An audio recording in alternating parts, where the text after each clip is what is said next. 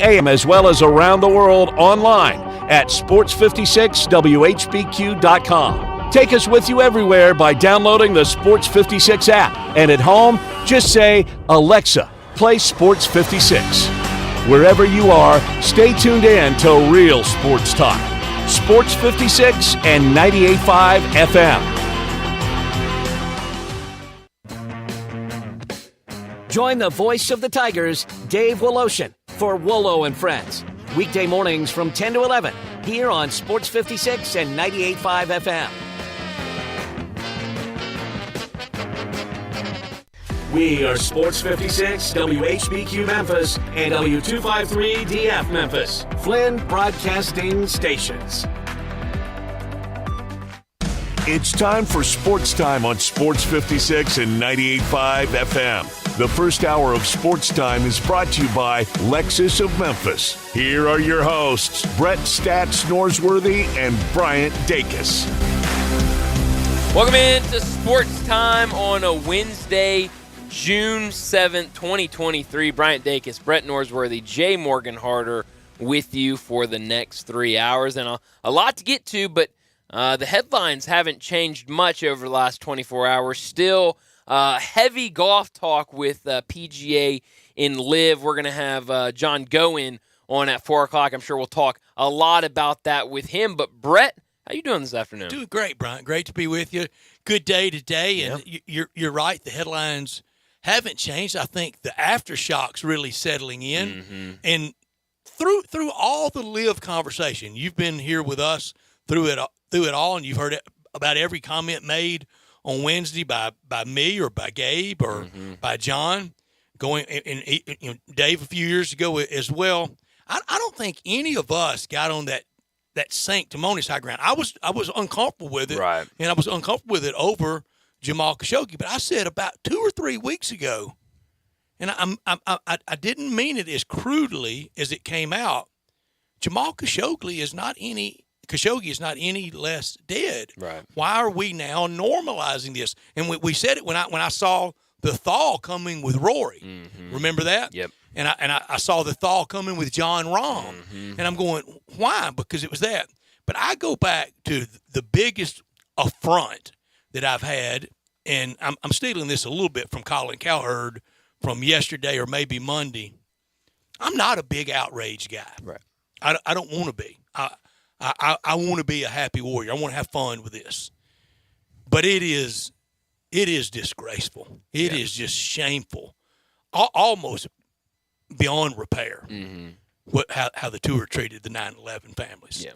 That to me is almost unpardonable, unforgivable, and those poor people have been too many times a prop upon and used, and I think it's disgraceful. Yeah, it really is, and just kind of the whole sentiment around this thing where the PGA, took a very firm stand when Live became a thing. A very firm stand of this is wrong. This doesn't need to, players should not go for this. If you do go there, you're wrong. You're going to be banned from this tour. You're not going to be on the same level morally as some of the players that don't go to that tour. And now, not much time has passed since then. And, the fact that you make this deal in the first place, but also you don't even tell those players that had your backs, that you leaned on so heavily, like Rory McIlroy. You don't even give them a heads up, hey, this is going to happen, just be ready. When we've seen clearly over the past couple months, Rory has kind of been in a different headspace, I think a lot of people would say. It took a lot out of him. It did. And so for that to just drop yesterday, a bombshell report, I'm sure he doesn't feel good. Just had his knees cut out. And I said from the beginning, kind of from our angle, from sports guys, sports gals takes about it, and all the moralizing, all the high ground, taken by so many. And I asked rhetorically, what if any of them got an offer? Mm-hmm. And I said up front, if and they wouldn't, but if they did, Brett, from May 1 to before Ole Miss football starts, and the first thing I would say to them, as long as it doesn't conflict with Ole Miss, Right. as I have about 6 other groups that have offered me stuff. If it doesn't conflict with Ole Miss, I'll listen. Sure.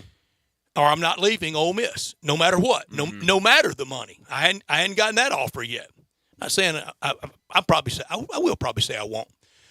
But from day one, if they call and say, hey, May 1 to September 1, see the world, do our games for what I don't know what the price would be. I'd listen. Sure. I mean, I think anybody would. And most that are saying they wouldn't and would never take it and never consider it, I just frankly don't believe you. Yeah. Rory has principal PLE, and then Phil and them have principal PAL. In that they have all the money, and Rory and them. That's just a little joke to leave a little bit. I apologize. I like it. Now, Snazzy jacket, by the way. Thank you. Go Bears. It was easier for Tiger to say no than Charles Howell. Very.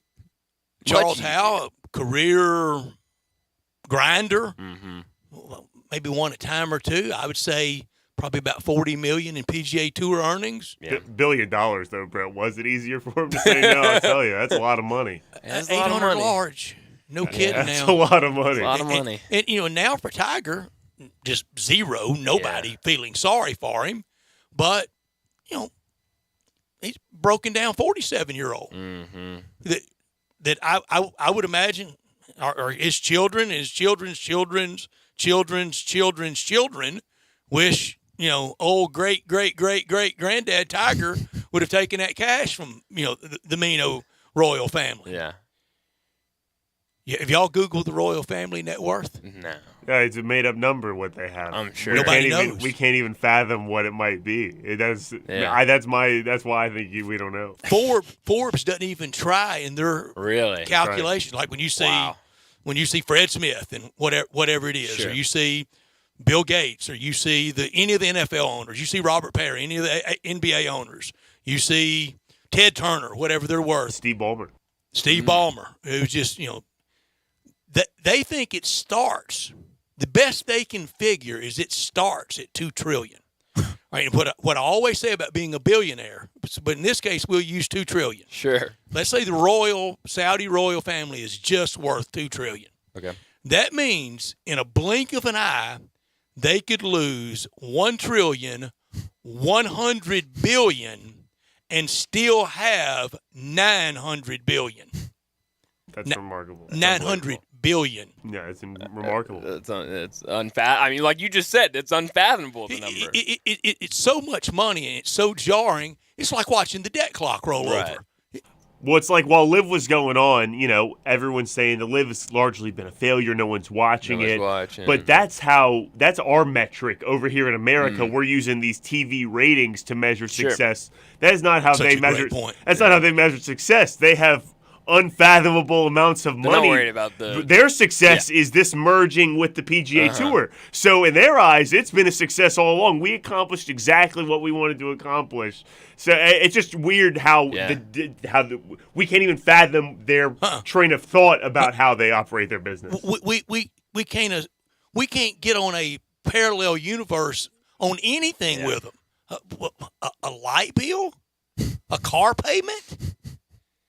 I mean, a mortgage? They're essentially printing money. Yeah, they're not worried about those things. It is unreal, and we're going to talk a lot about it. We're going to move away from the shock at some point.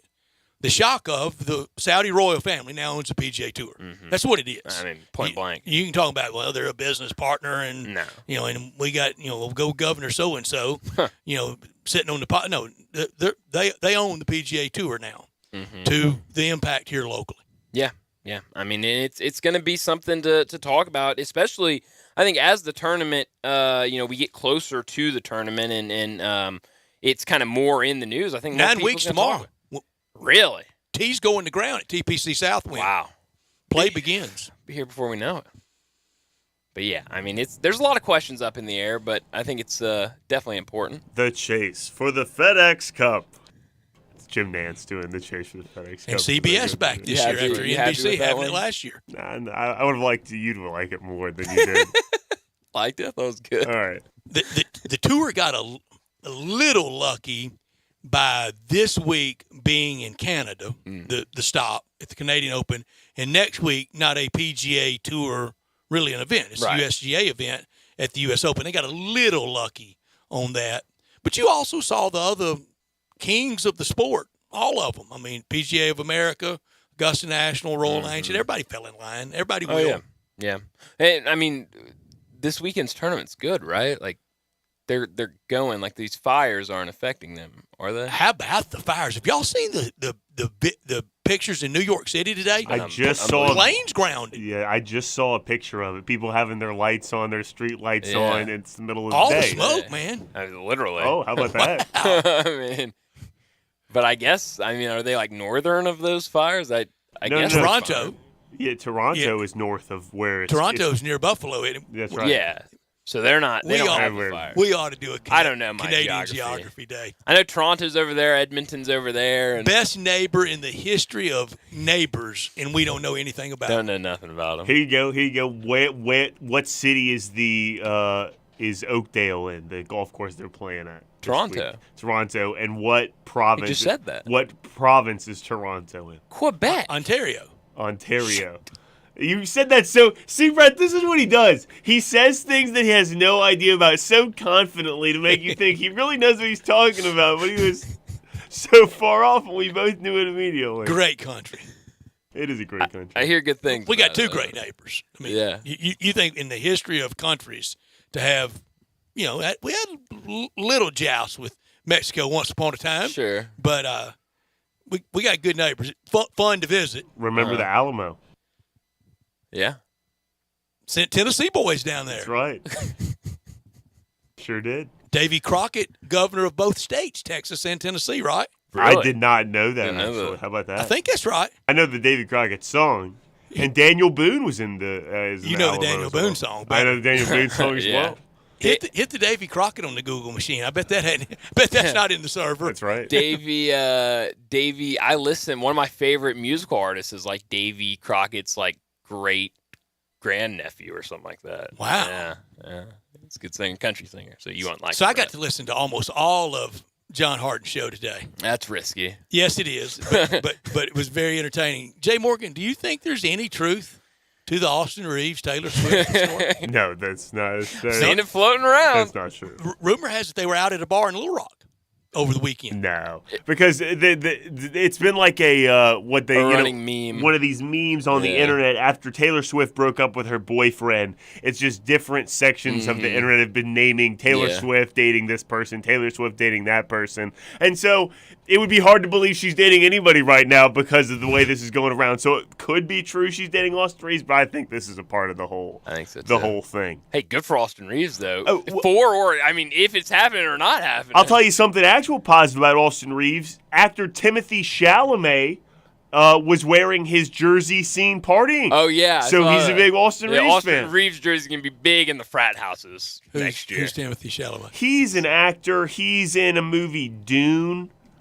which is based on a book. Have you seen it? Dune. Oh, yeah. It's very, they have very... Brett, bad question to ask Jay Morgan Harder. What rating would you give it? Movie. I didn't give it a very good rating. I think I gave it like a 3.5 out of 5 stars. It was kind of boring. We've got to have your own rating system.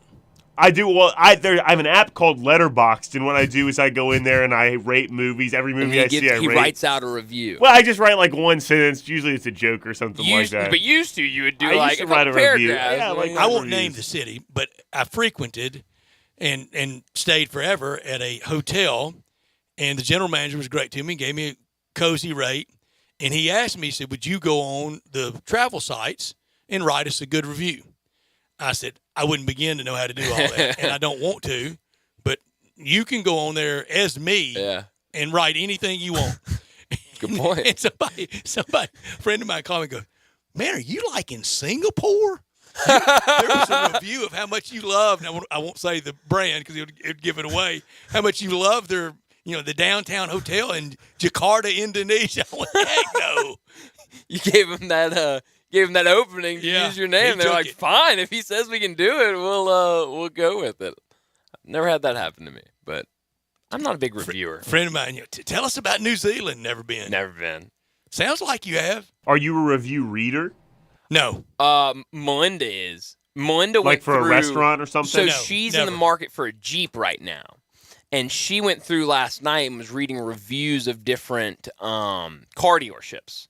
Car dealerships don't get great reviews on the internet. I would imagine people don't go write positive reviews about car dealership usually pretty experiences. negative. But isn't that kind of the way of the world? That's kind of everything, yeah. Often our text line. I'll tell you, a lot of restaurants, I will see people will take the time to write positive reviews. I like restaurant reviews. I feel like the only times I'm ever like, I got to go write I've never written a review, but anytime I'm like, somebody should write a review about them is for bad experiences. It's never been like good experiences. We're like, man, they've been great. I need to, because I don't think about it. I'm just like, wow, that was a great dinner. And this is just me. I don't need their confirmation bias.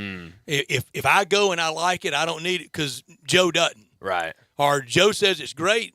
If it's not kind of the food fare I want, I don't care how many people are telling me how great it is. Yeah. See, I like if I pass a restaurant driving down the street, I feel the need to go into it and try it out. Like I want to try every restaurant that exists, and so I like to read the reviews because I keep trying the new restaurants. I gotta see what's going on before I go in. Now it's a weird compulsion I have. I have to go into every restaurant. Do you? I will read book reviews though. That's like the only thing I really never read a book review. Book reviews to like my next book. Read about reading.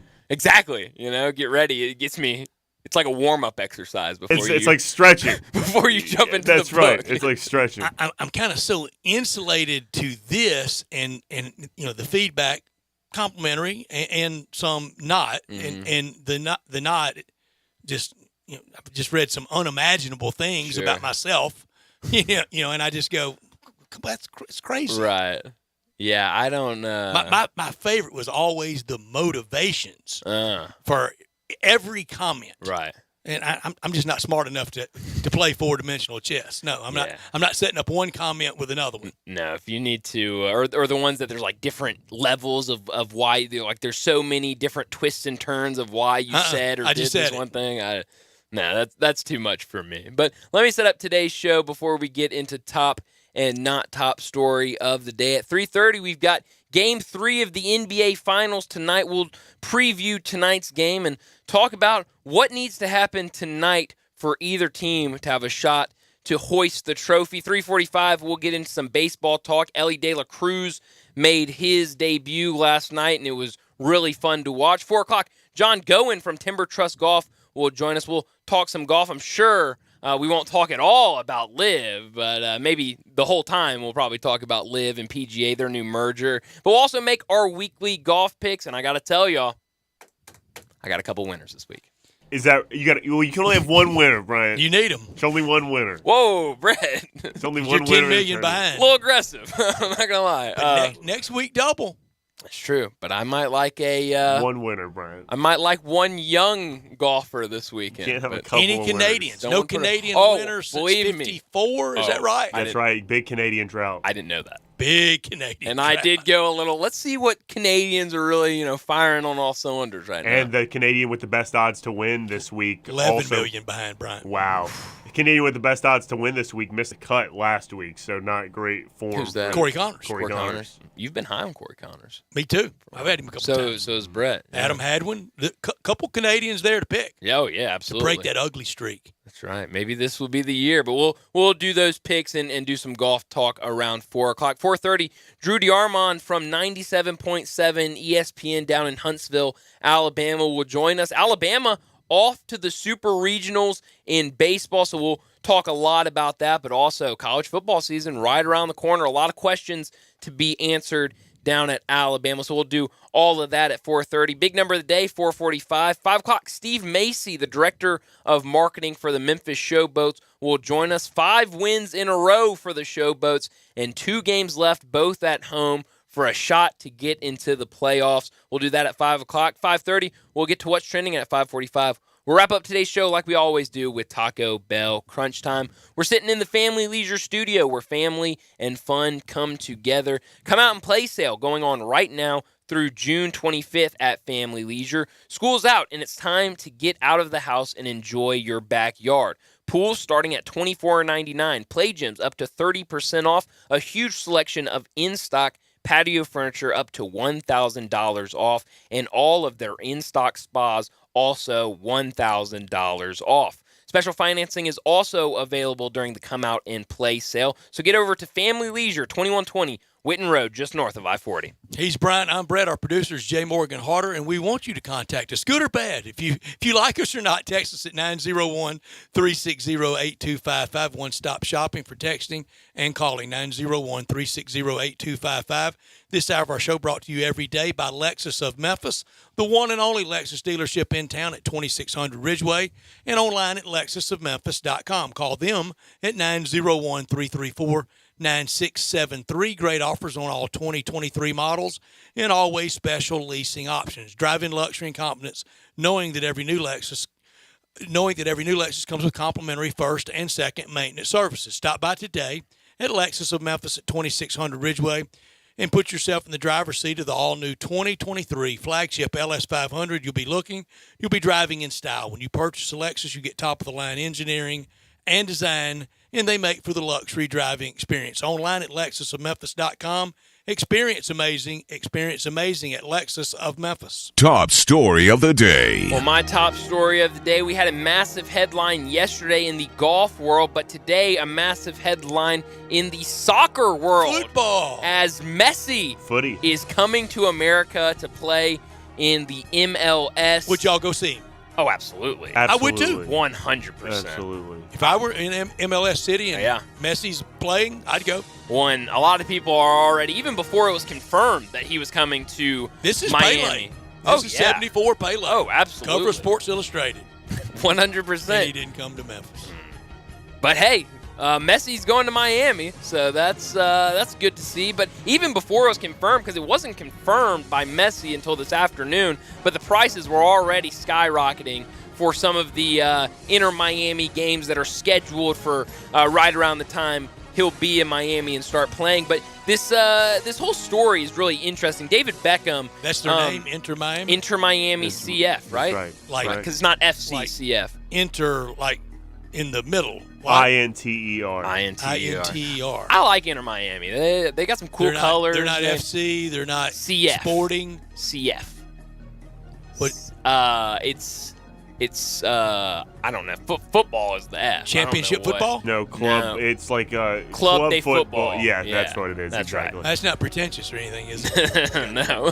But this it's really interesting because David Beckham, the owner of Inter Miami, has kind of been working on this for years. It's always been kind of a rumor if he's going to get Messi over here. But kind of what this deal entails, Messi will get a share of the revenue generated from new subscribers to the MLS Season Pass, which is on Apple TV+. You can only watch the MLS games on Apple TV+. Some of the games are on Fox. But he'll get a share of that. And Adidas is also offering a profit-sharing agreement to Messi to play in the MLS. So, I mean, some good things for Messi to come to America. Seriously. Biggest soccer news since Pele? Yeah. In the United States? Huge. 100%. And it's rumored Cristiano Ronaldo could be next in the very foreseeable future. Really? I don't know where. Well, I don't know I'd where say he would probably play. LA. Are they just buying these players and placing them? Well, a lot of these players want to retire in America Yeah. because of things like this, especially when they're this caliber player. Messi's made a lot of money into the future with this deal for a 100%. very long time. Interesting. And they want to retire in cities is. like Miami and maybe even Los Angeles Why or not? Ronaldo. Exactly. Watch the smoke, though. What's Ronaldo's... Right. This is probably a bad question. You probably don't know this, but maybe you do. What's Ronaldo's situation right now in Saudi Arabia? Like, what's the contract? I don't know. Yeah, I didn't think you I would try breaking It's it. okay. No, I wouldn't either. That's why I'm curious on how soon he'll be here. My time? That's your time, yeah. Thank you. Top story. The intense emotion about doing business with the Saudi royal family over golf, it rolls on. I see so much posturing and so many hot takes about golf. But do people know that yesterday, it's not just to this administration, it's either party. It's the uniparty. It's the D.C. party. But just yesterday, our current presiding Secretary of State, Anthony Blinken, he was in Saudi Arabia. He's there today. We just sold over $5 billion in missile defense weapons to them. Why did we get so outraged over golf? That's a good question. Why did golf do it? Good question. I don't know. We do business. We've done business. I can remember back to the early 80s selling them AWACS. Yeah. And how controversial that was. We've been doing business with them since they struck oil when our engineers found it after World War II. Yep. Why'd we get so moralistic when it came to a little ball you put on a peg and you hit with a club and it drives you crazy playing it? It's a great question. I have no idea. I don't either. Not top story of the day. Well, my not top story of the day, and we'll talk a little bit more about this at 3:45, but Elly De La Cruz made his MLB debut last night, and it was really fun to watch. 1 for 3, 2 walks, and one of the hardest hit balls I've ever seen in my life. You shouldn't be able to hit a ball that's that high up in your face, that hard. I think it was like 112. Oh, did you see him post-game? Around the post-game set? It was beautiful. It really was. There's energy back in Cincinnati. They do.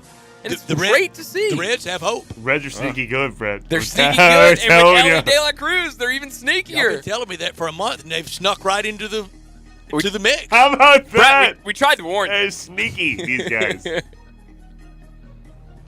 My time again. Your turn again. I've got to wait till I'm recognized. My not top story, Game 3. The scene in Miami will be fun tonight and over the next few games as they host Games 3 and 4. And then 5 will be back in Denver. And Game 6, if it gets there, will be back in Miami. And 7 will be in Denver. It's got to be a surprise to those fans to be hosting NBA final games. On March 11th, Miami lost by 12 in overtime at Orlando to fall to 36-33 for the year. Everyone thought out of the East it would be Milwaukee, Philadelphia, or Boston. And now they've made this climb. They've made this move.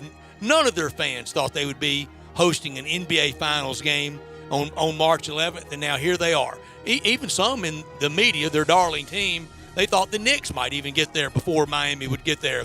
But they're there. They've earned it. And they're more than a dangerous out. Yeah. Way more than a dangerous out, that's for sure.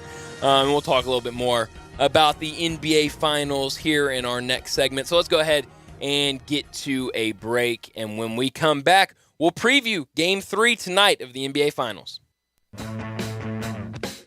Join the voice of the Tigers, Dave Woloshin, for Wolo and Friends. Weekday mornings from 10 to 11 here on Sports 56 and 98.5 FM. You or someone you know or care about has dealt with a difficult divorce. When facing divorce, you need the attorneys at Rice Law. Nick and Larry Rice lead the firm with 3 generations and 7 decades of experience. Located in Memphis, serving the entire state of Tennessee and North Mississippi. Rice Law is who you need to call. Simple or difficult divorce, they know how to handle it. Call Rice Law at 901-526-6701, or for more information, visit them at aboutdivorce.com. That's aboutdivorce.com.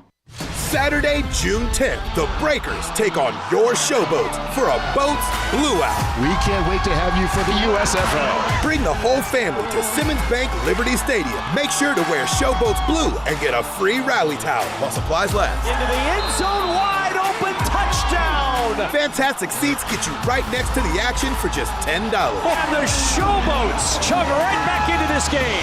Buy your tickets today at theusfl.com.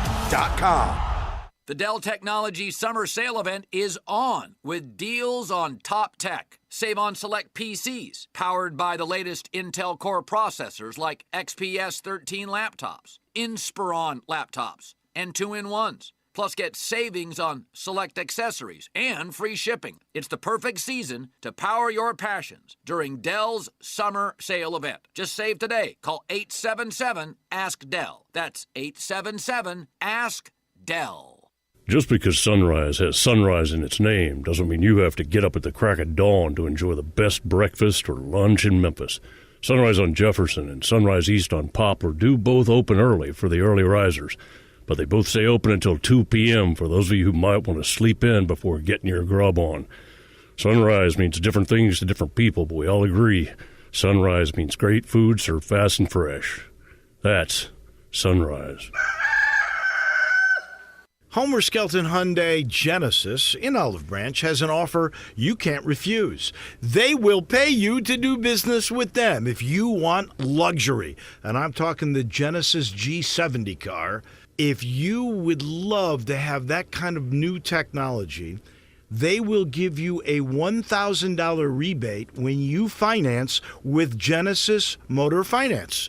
In other words, they'll pay you $1,000 to do business with them, and you get brand new luxury. You can't beat it. That's Homer Skelton Hyundai Genesis, right at the corner of Craft Road and Highway 78 in Olive Branch. Homer Skelton Hyundai Genesis in Olive Branch, where customer retention is amazing. There's a reason. They take care of you with a team that's been together for a long time. Whether it's finance or whether it's service, you can't beat them. Homer Skelton Hyundai Genesis.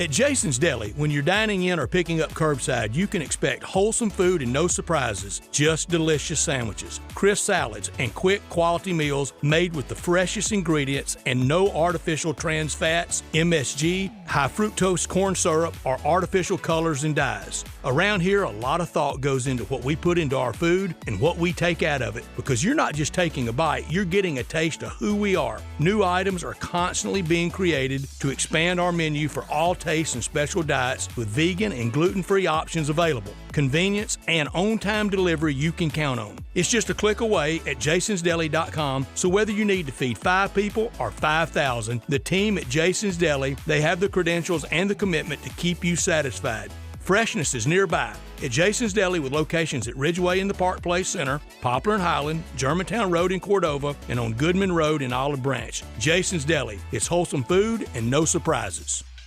Now back to Sports Time on Sports 56 and 98.5 FM. This hour is brought to you by Lexus of Memphis. Here are your hosts, Brett Stats Norsworthy and Bryant Dacus.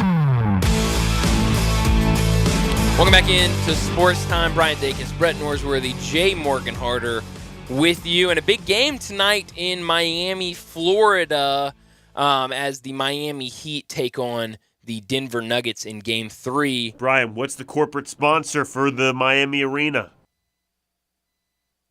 It used to be SBS, wasn't it? What was the crypto company? Crypto.com. Boom. No, that's the... It was Sam Bankman-Fried's place. FTX Arena. That's what it was. So you don't even know. No, that's not what it is now. I know what it is now. It changed to... I don't know what the company does. Casilla? Yeah, that's right. Casilla. That's right. It was on the tip of my tongue. Yeah. That's right. I don't know what they do, but that's what it is now. Huh.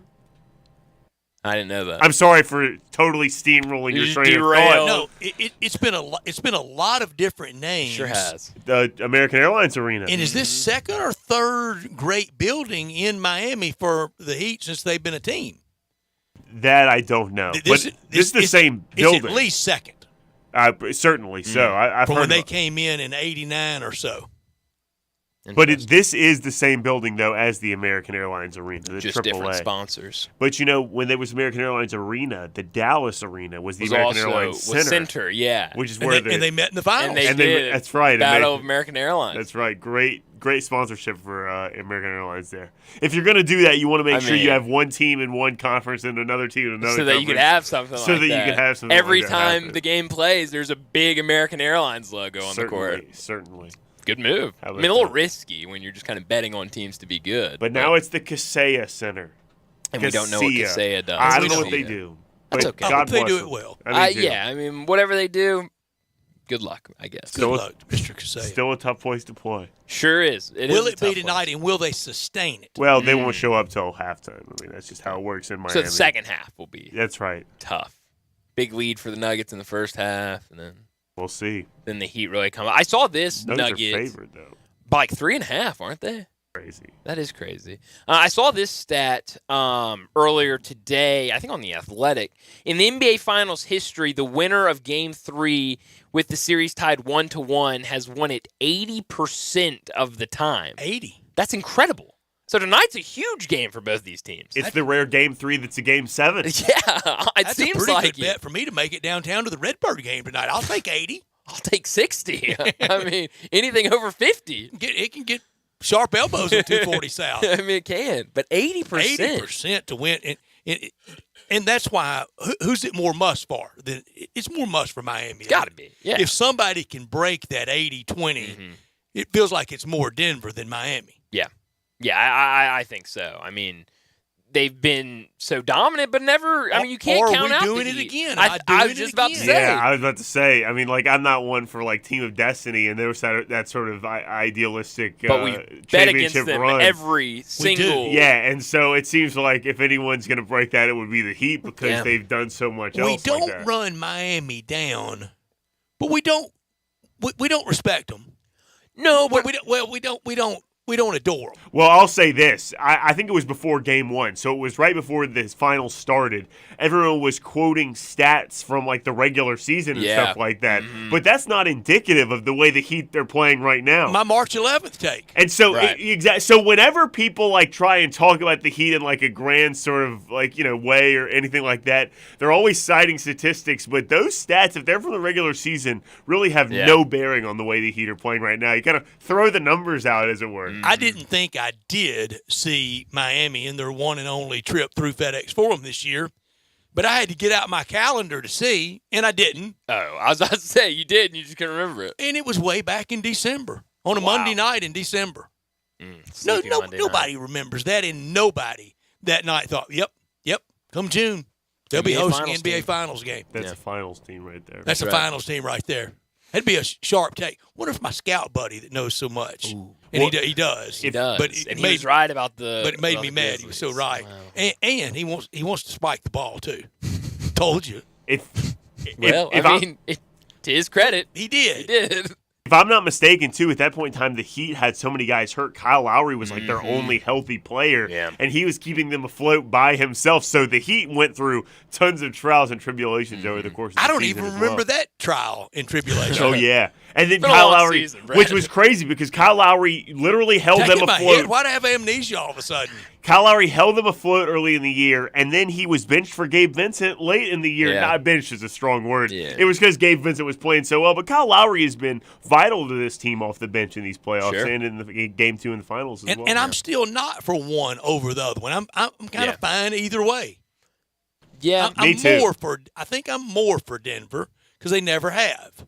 I'll tell you what, though. I did fist pump after the last game when the Heat won, so maybe that's I'm what I for was the about Heat. to say. If it doesn't now, then when? That's because it's not dynastic. But I think it is. I got to be honest. Really? I really think that I don't see. I hope so. Because the only thing that's derailed them They're Dallas with Dirk.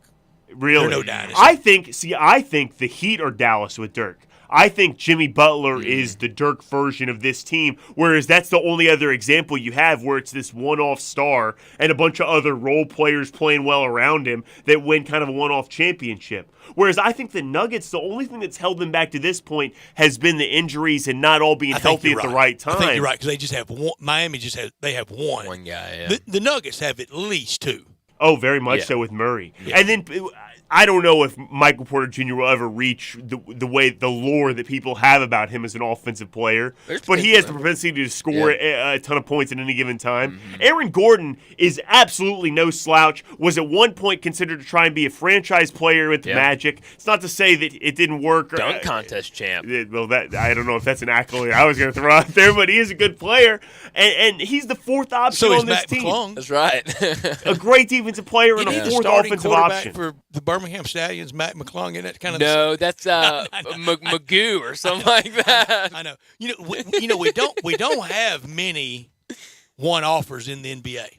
Usually, when you get one, you get two or three. Yeah. Toronto now looks like they were a one off. Mm-hmm. One off with Kawhi too, though. So Milwaukee's maybe those go hand in hand. They get another one with Giannis, right? Somewhere, sometime. Sure, but I'll tell you, Brett. I think going in to the finals, whoever wins. I don't really care. But if I had to lean, like if you made me pick a side, I'd probably pick Denver. But as these finals and really as the playoffs have gone on, I'm kind of starting to lean more Miami, just being the 8th seed and kind of doing what they're doing. You're sipping Heat culture. I don't know. I'm just kind of getting fired up by it. I'll be Mr. Front Runner. You will? Yeah, I've been a Heat fan all my life. We'll play Pitbull. Since Ron Rothstein was their first head coach. Every rejoin will be Mr. Pitbull, Worldwide. Mr. Worldwide, Mr. 305. That's right. We'll play all the. He updated his profile picture on Twitter the other day. Is it looking good? Heat cultures. I'll be rolling around Dolphins, Heat, Panthers, and Messi's team. That's right. Inter Miami. What a year for the city of Miami. Well, honestly. I tell you what. The U in the Final Four? Really? I mean, it's been incredible. Luis Arias hitting 400 now, right? 401. Mm-hmm. 401. And now Messi's announced to come there. This is terrible news. They're in direct competition, soccer and baseball, with one another. The only chance. They got enough people, though, don't they? Oh, well, yeah, I suppose so. But the only chance that the Marlins have of competing with Inter Miami would be Luis Arias breaking Ted Williams' record, and I'm not sure there's a good chance But of that. would that even compete with it? No, I don't think it would. I don't think so Messi. either. He's the biggest star in the world. Yeah, I mean, I think there'd be like not the baseball biggest star in fans that would care about America, that. which I think is another reason why he would come, because this is a market. That's what Pele was. This is a market he can make a lot of money in, and then he has the rest of the world covered. He's good over there. Because I mean, Messi's the type of guy where like people who aren't even into soccer, just into sports, are like, I'll go see Messi. Certainly. I had never heard of Pele until I got that Sports Illustrated of him, coming to the New York Cosmos. Yeah.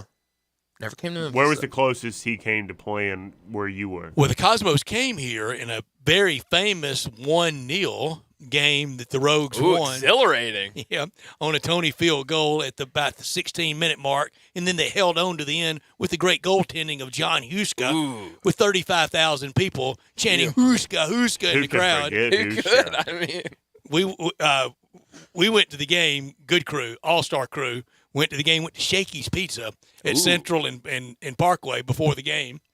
Yeah. And it was 78, man. That's right. Very good pizza right That's now. a good times roll. That was like a good time. It was a good time. But Pele did not play. I don't think even was on the sideline. Didn't even see him. No. That's too bad. And you'll have so many now say that, the Liberty Bowl was packed. No, it wasn't. I was there. It was about 35,000. But it was the best crowd in the NASL years. And the Cosmos had other big-name stars.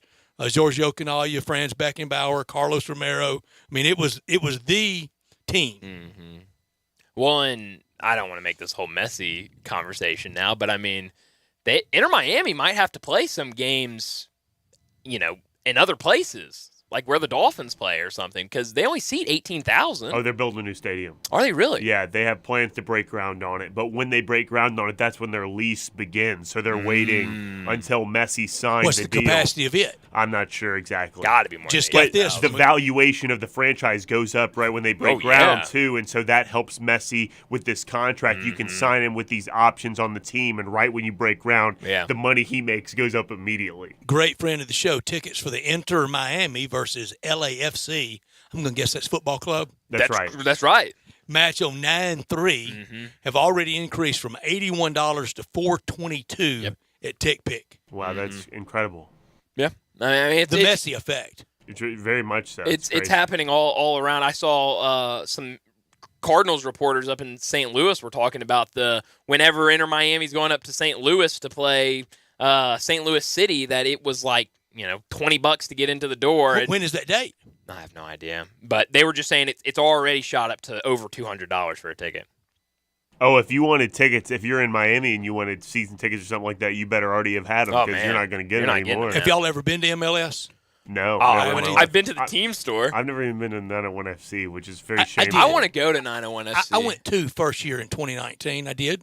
It was very, very fun. I want to go. They do an Elvis Cup with the team from Las Vegas. I'd love to go. Everybody that I know has a great time. It's a riot to go to these games. I need to go. So I've heard. It's very shameful that I have not been. I haven't been back. 20 was COVID. I hadn't been back since. It's breaking news. It's not my sport. Right. I want it to do well. I want it to do very well. Absolutely. I want it to do very, very well. I want it to be a big thing. It's just not for me. But I want others, if you like it, if that's what you're prone to liking, I very much want you to go. I'll tell you, though, if I just don't know the sport. I literally don't know the rules. If I can go to USFL, there's no reason I can't go to a couple of 901 FC But games. I like football. I'd love football, Great man. point. I mean, I don't know I what love point's going better. to football games. And I'm going to be there Saturday. Yeah, we're all going to be there Saturday. Brett, you win? I mean, we're in the playoff push, Brett. Sure. Really are. This isn't just another game. Even. Pick 'em. Is it really? Pick them. That sounds easy, doesn't it? All you got to do is pick the winner. You give me the showboats. You can. I know we're not picking the game today. But it's not Friday yet. It's not Friday. I mean, look at front runner. Well, I'm an XFL guy, but I love the boats, man. Blew out Saturday. You're out there scouting for the XFL. That's right. Me and Coach Peterson. That's right. I'm gonna find my folding chair and go down and sit in the second half again. I want to go. Maybe things have changed from the first game of the season. I want to go to I sit in a folding chair like I was on my back porch. I want to go to the Gambler games as well. Yeah, I do too. They play some good football. I over said there. Preseason I would at least once. I fibbed. I'm not.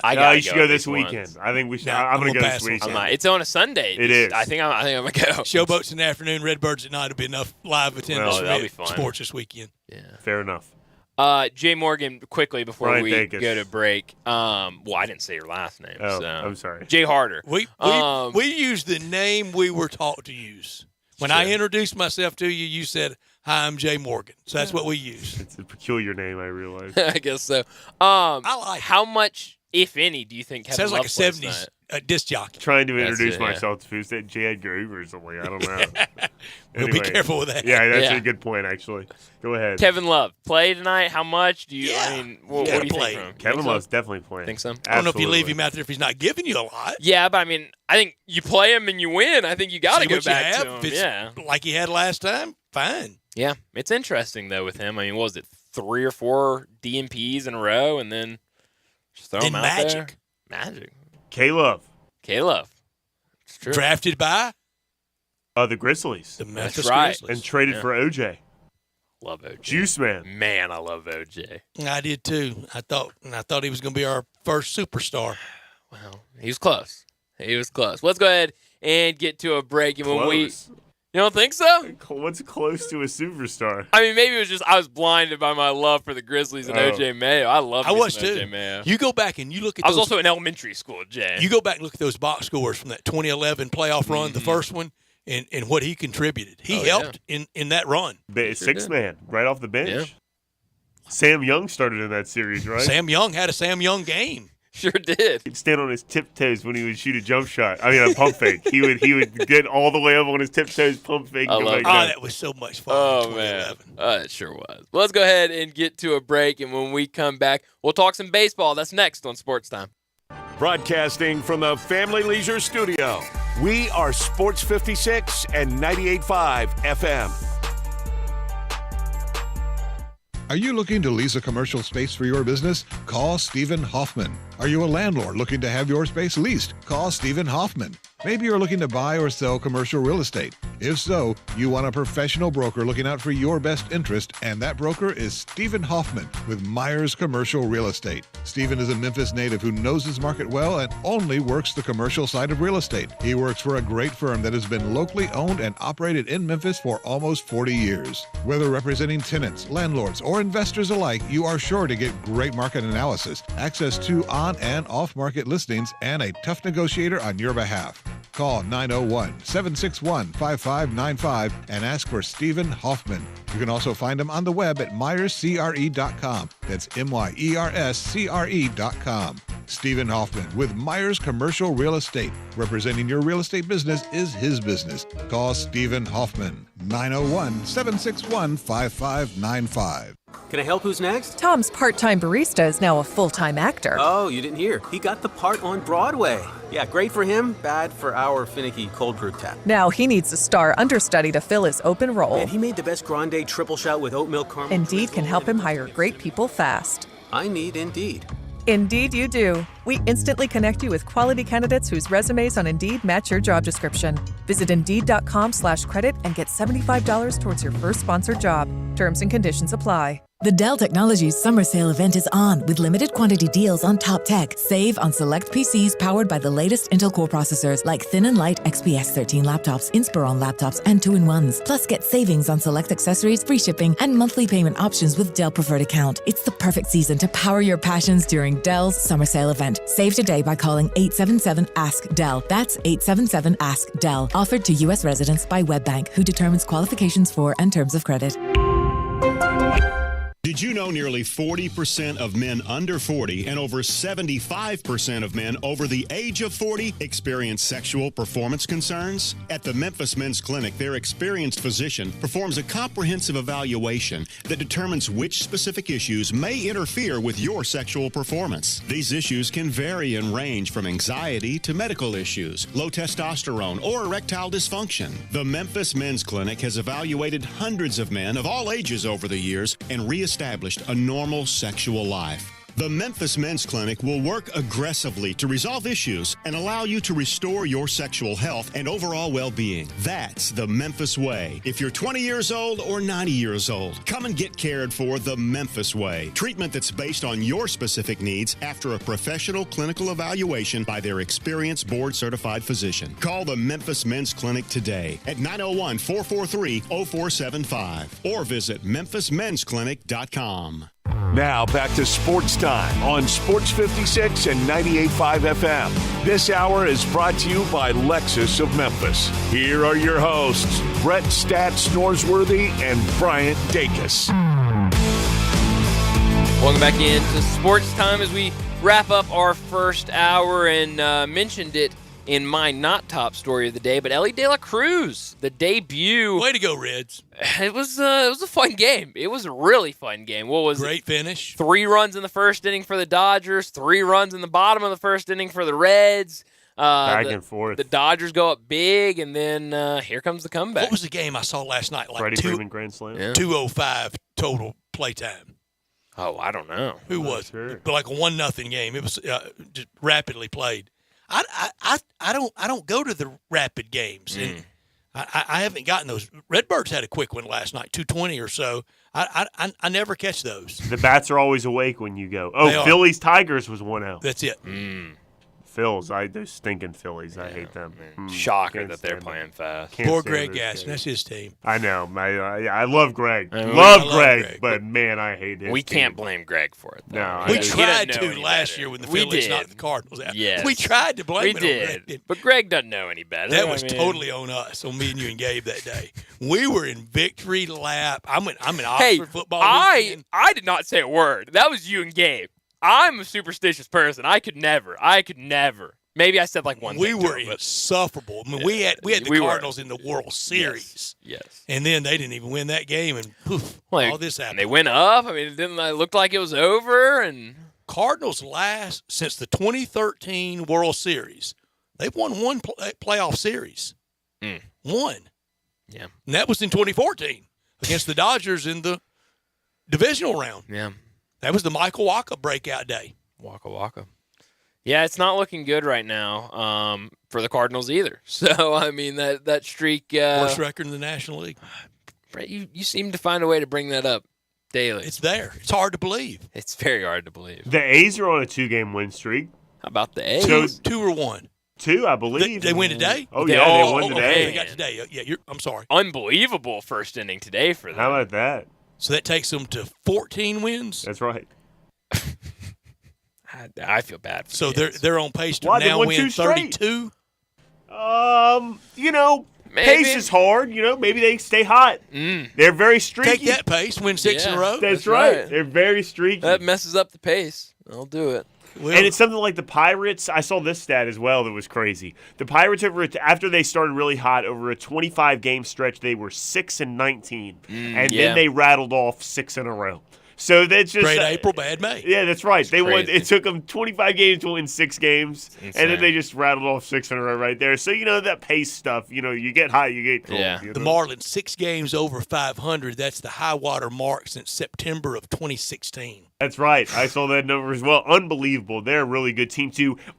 Doing all of this while their reigning Cy Young winner that was automatic for great games every start last year has only gone 7 innings 3 times in his last 8 games. Really struggling. ERA over 5. WHIP is like 1.3 or something like that. Yeah. Really struggling. I assume so, too. I heard people talking that his pitch sequencing is an issue. He doesn't vary it up enough, and after last year, people are starting to catch on with all the advanced scouting they do of what pitches book might gets be. around. Isn't that crazy? Isn't that something else? I thought that was very And interesting. it used to be a big old book. Yeah. That's right. Yeah.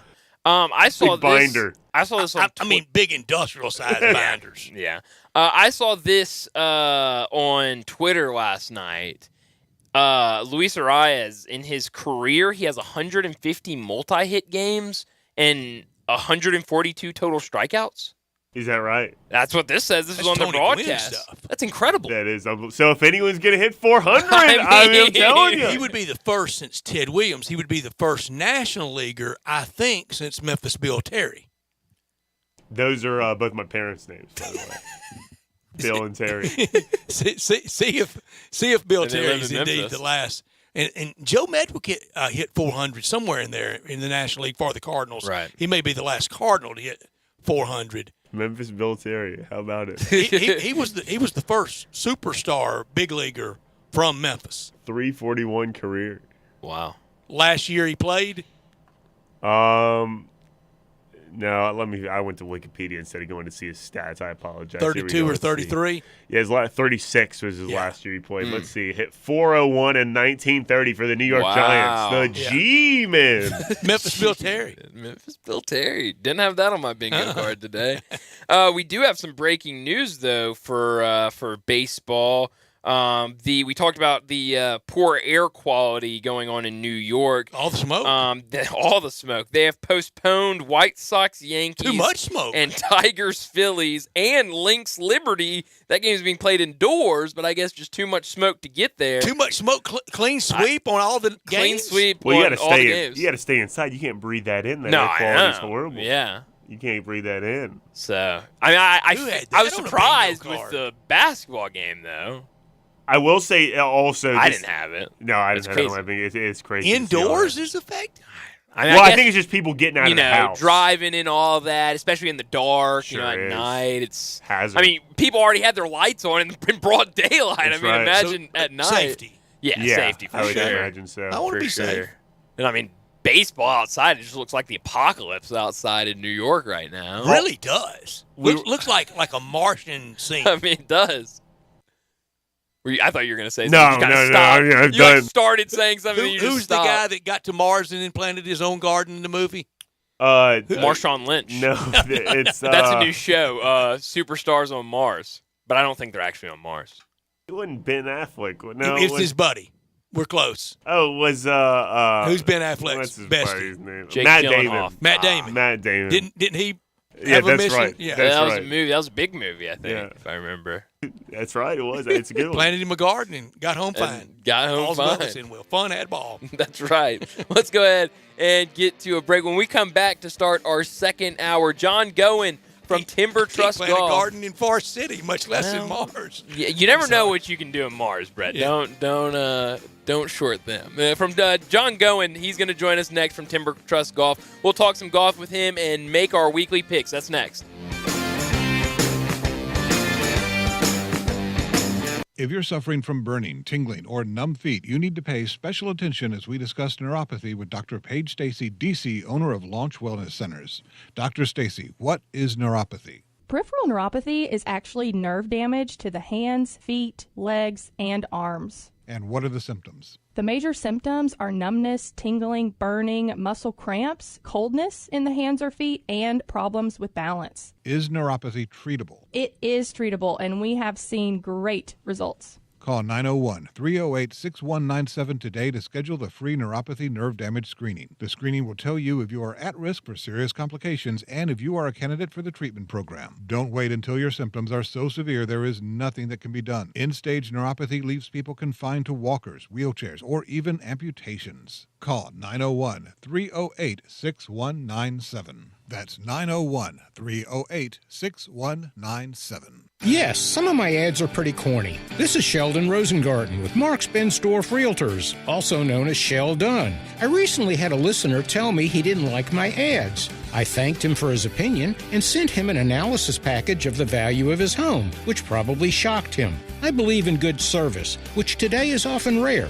And in selling homes for so many years, I have found that I do sometimes shock people more often with my bottom line honesty. So if you're thinking of selling your home, which is often someone's biggest investment, talk to 2 to 3 real estate brokers, but make sure that I am one of them. Find out why people often say that when you want the job done, call Shell Dunn at 483-0546 or memphisrelocate.com. And if you don't like my ads, change the station. Oh, no, don't do that. Keep it right here and send me a note to complain at memphisrelocate.com or call me at 483-0546 and ask for Mr. Three Putt. Thank you for listening, and go Tigers. My friend and I are taking a trip to Mexico this year, but neither of us speak Spanish. So we downloaded Babbel and started learning Spanish fast. Want to start getting conversational in another language? In as little as 3 weeks, Babbel's quick 10-minute lessons were designed by language experts to be the most efficient and effective way to learn a new language. ¿Cómo te llamas? ¿Cómo te llamas? Babbel, language for life. Celebrating 10 million subscriptions sold.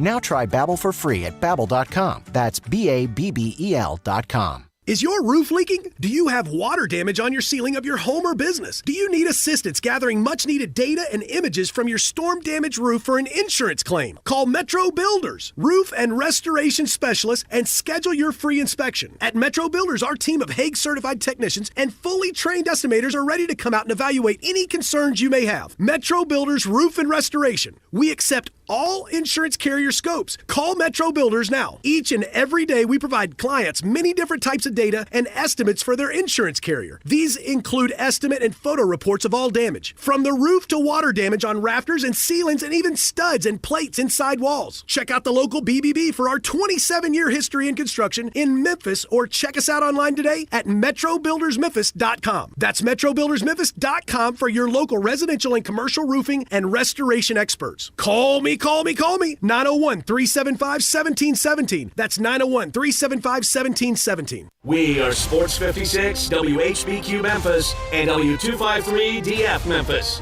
Flynn Broadcasting Stations.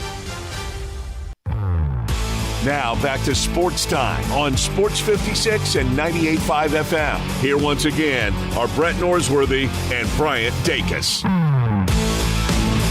Welcome back into Sports Time. Bryant Dacus, Brett Norsworthy, Jay Morgan Harder, and joining us now from Timber Trust Golf, John Goen joins us now to talk some golf and make our weekly picks. John, it's a pretty boring week in the golf world, but how are things down at Timber Trust? Things are good. Got just about 7/10 of an inch of rain last night, which we absolutely love to see come down.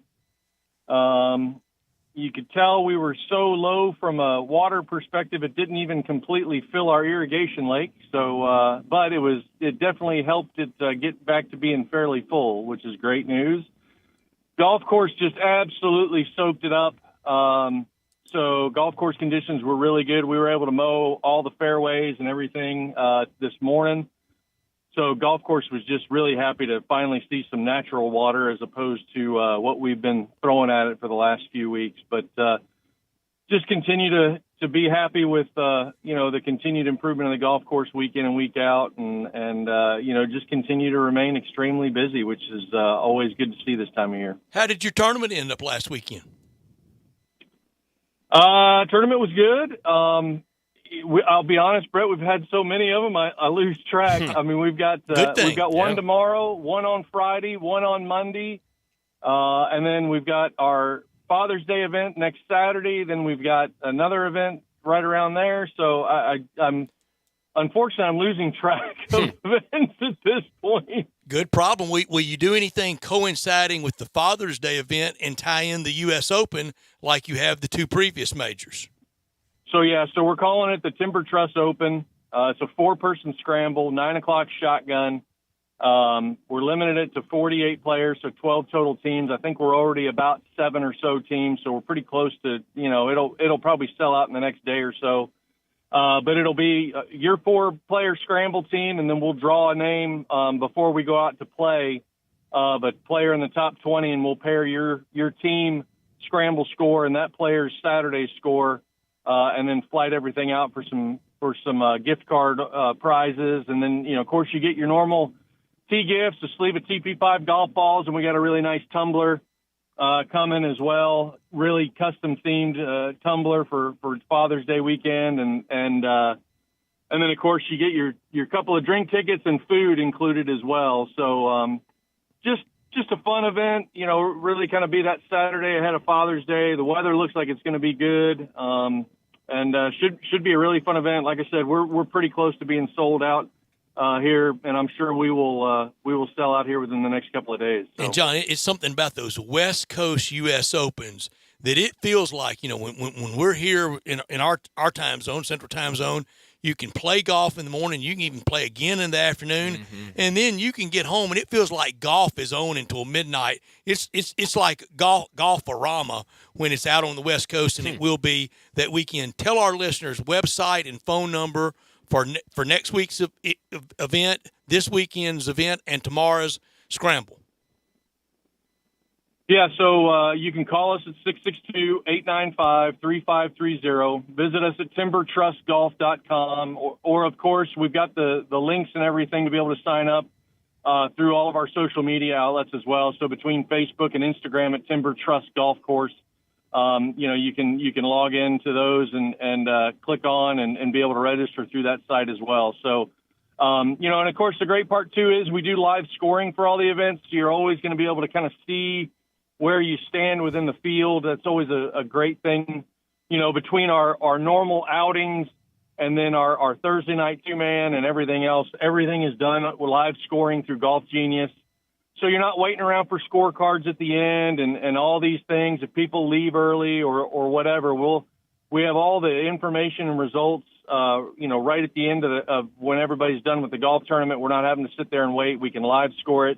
There's a leaderboard on your screen there on your golf cart, so you can see exactly what's going on while you're out there on the golf course playing. So it's just a really fun way of being able to do it.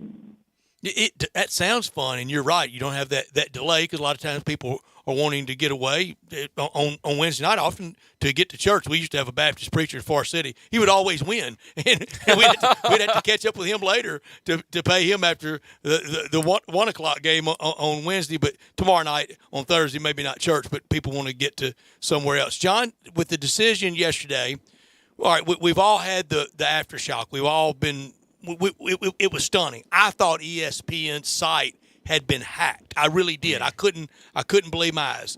If I had said a over and under, would you have bet over or under in that time frame? And who do you think the biggest winner of all this is? Look, it's always very interesting. Over the span of the last year plus. About how a lot of folks were saying that the tour was in the right here, especially when the tour won these first couple of rulings and some lawsuits, and about how LIV was going to be very short-lived, and things along those lines. But, it's hard to say.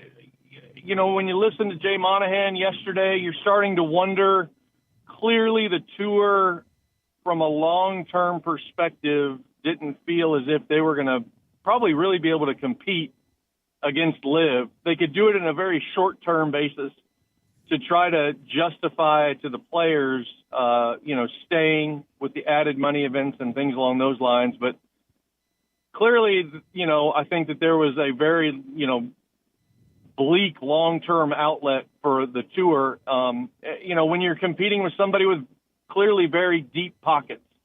And that was something we talked about, last year about, the tour feeling that they've got deep pockets. Well, your pockets are only as deep as the next guy, and you were clearly messing with a much larger person and somebody with a much larger bank account. Norman really did finally find the sugar daddy of all time, didn't he? He did. And, the obvious answer here is that every single guy that left and went to LIV is a winner in this situation. Oh, yeah. They are clearly the winner in this whole thing. I give it to Brooks Koepka. I give it to Koepka for 7 out of 8 rounds in the 2 majors so far this year. He was clearly the story. I think that accelerated everything. There's no doubt. And we all know that depending on where the pick's at, if we're not going to wait around for Brooks Koepka to be the next shock pick. Somebody's taking him in the first 4 picks next week. Right. He won't last past 4, I can promise you. No, he definitely won't. So, I mean, Koepka did it. I think, when you had 17 of 18 make the cut at the Masters, you had another really good showing out of a lot of them. Bryson DeChambeau probably helped things as well at the PGA. And doggone well that there are going to be guys next week that are live guys that are going to be in the top picks for this thing. So clearly they went and got the best players they could get that would say yes. Clearly Brooks Koepka was a huge winner in this whole thing because he got healthy. He was in contention in the first 2 majors. It put the absolute spotlight on what he was able to do being a live player versus if he would have stayed on as a PGA Tour player. Better quality of life, better opportunity for him to be able to recover and get healthy. And so why would you not then entertain leaving if you've been one of these guys over the last few years that have continued to deal or battle with some type of injury and basically get paid to get yourself healthy? Even more would have gone except for Shipnick's book. If that book doesn't come out, we're talking another 20 or 30 and probably a decision maybe even quicker than this one.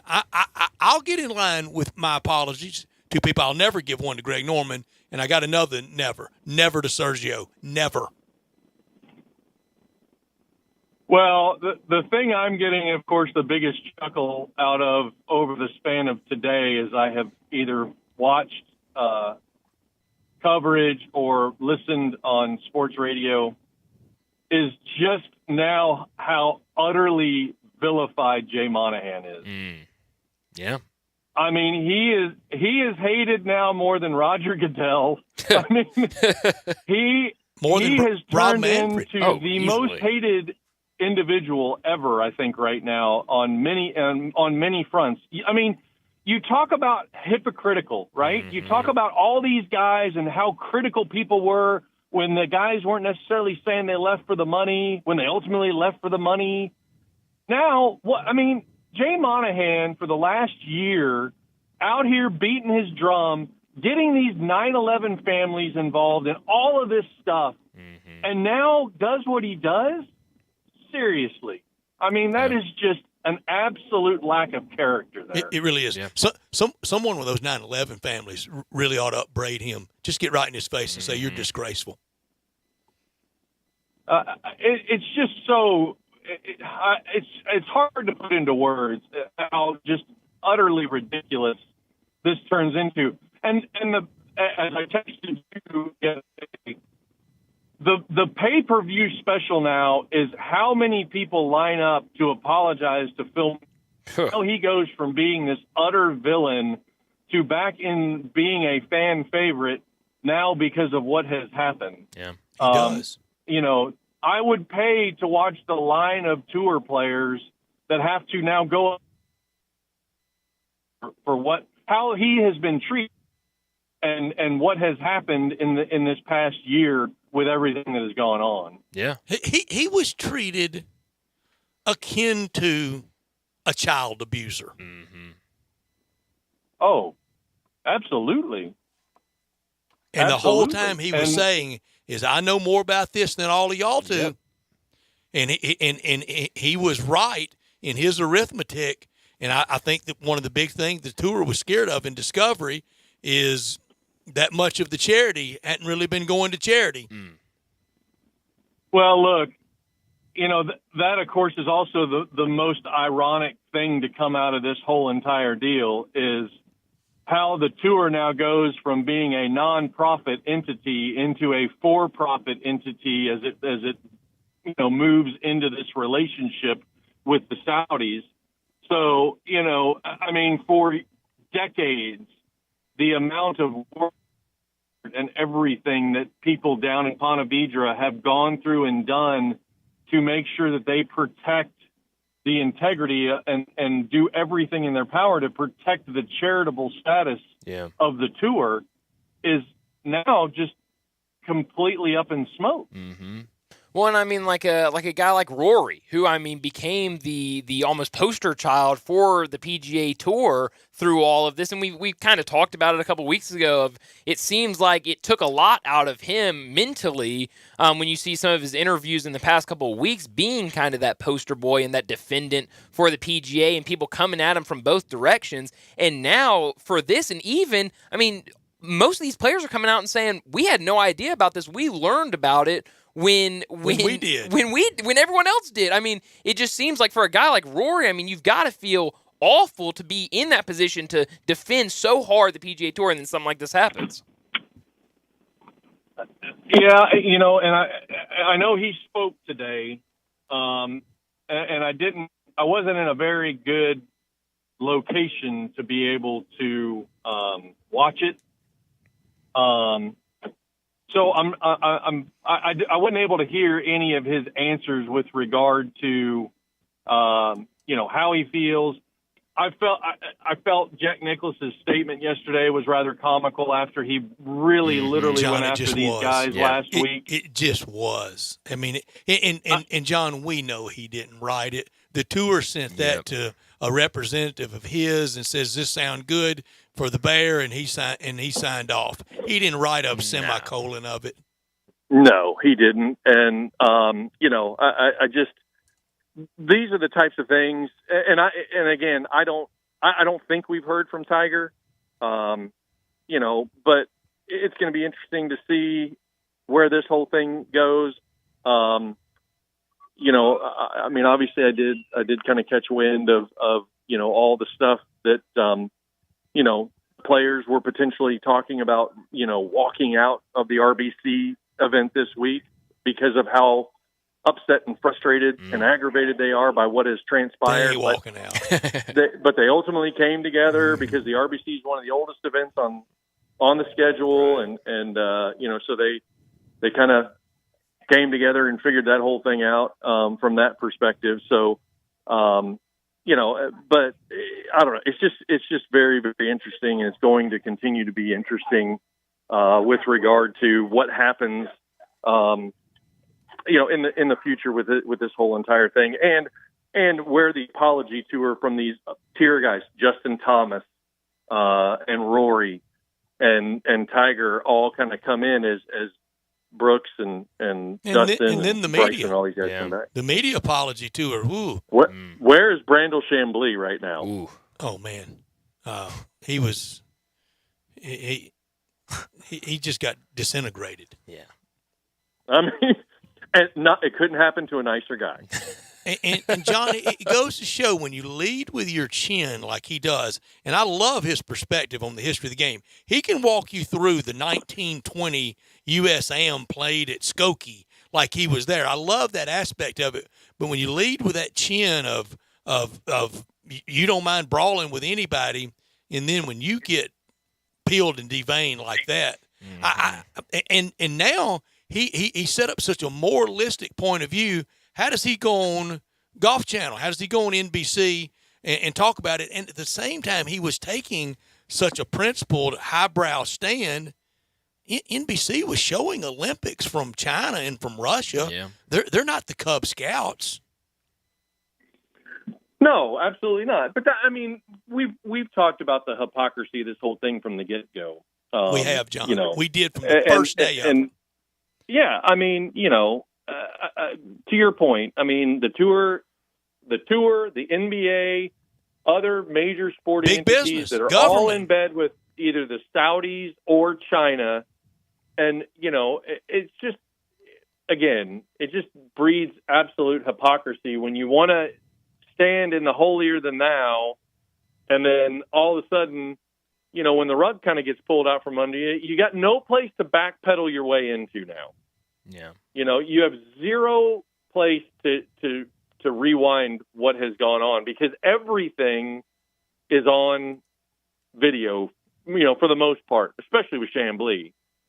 There's I receipts. found it interesting that one of the players brought up the fact, for Monahan's statement from a previous player meeting back in the fall and basically threw it right in his face about how these guys that left would never ever play on the PGA Tour again. I mean, so you can't walk that back. Mm-mm. You just can't do it.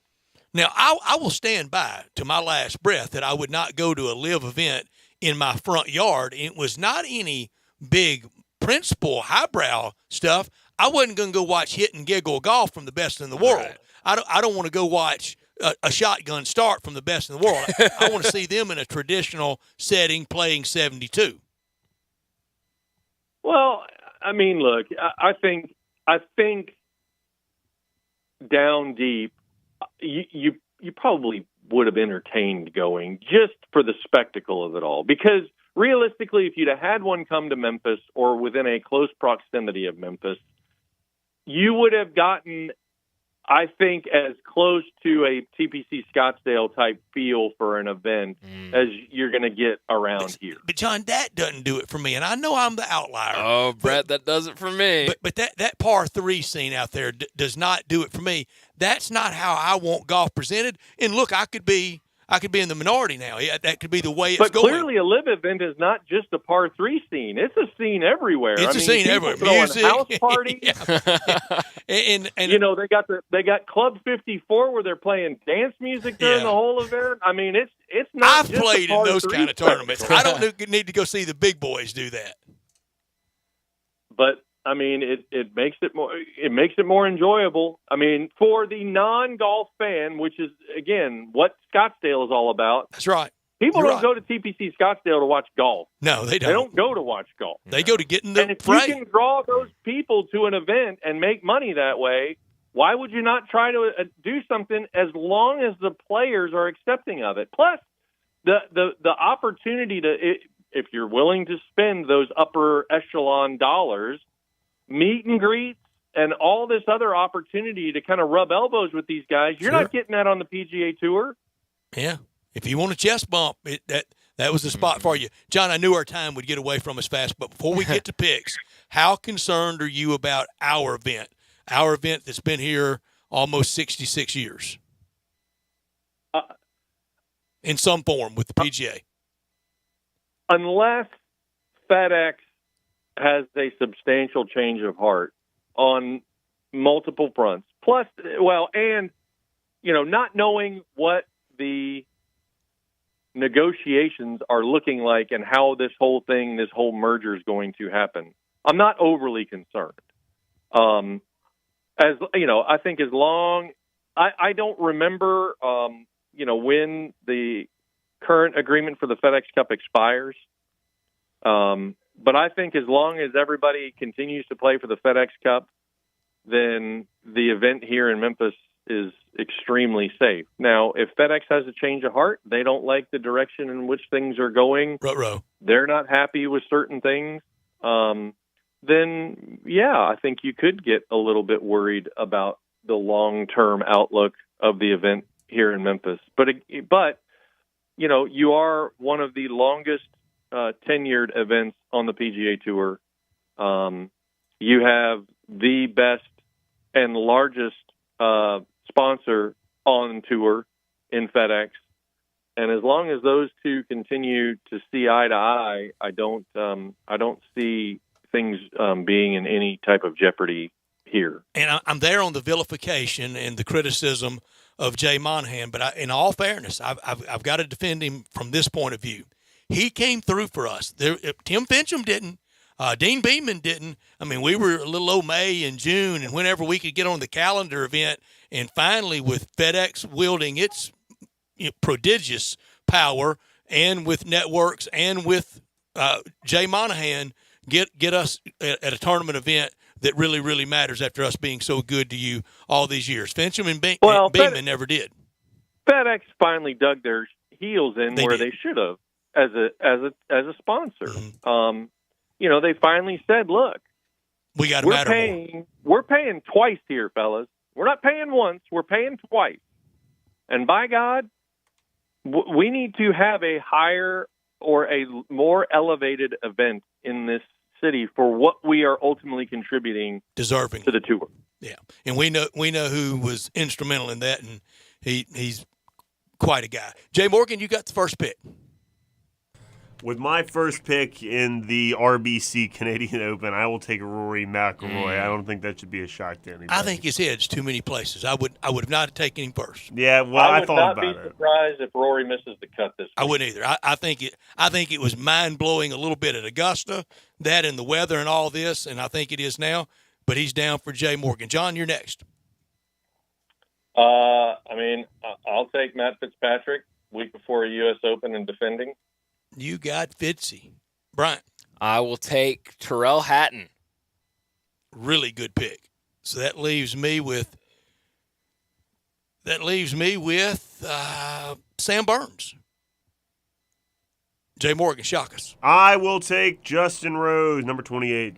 Just outside the line. Good one. John.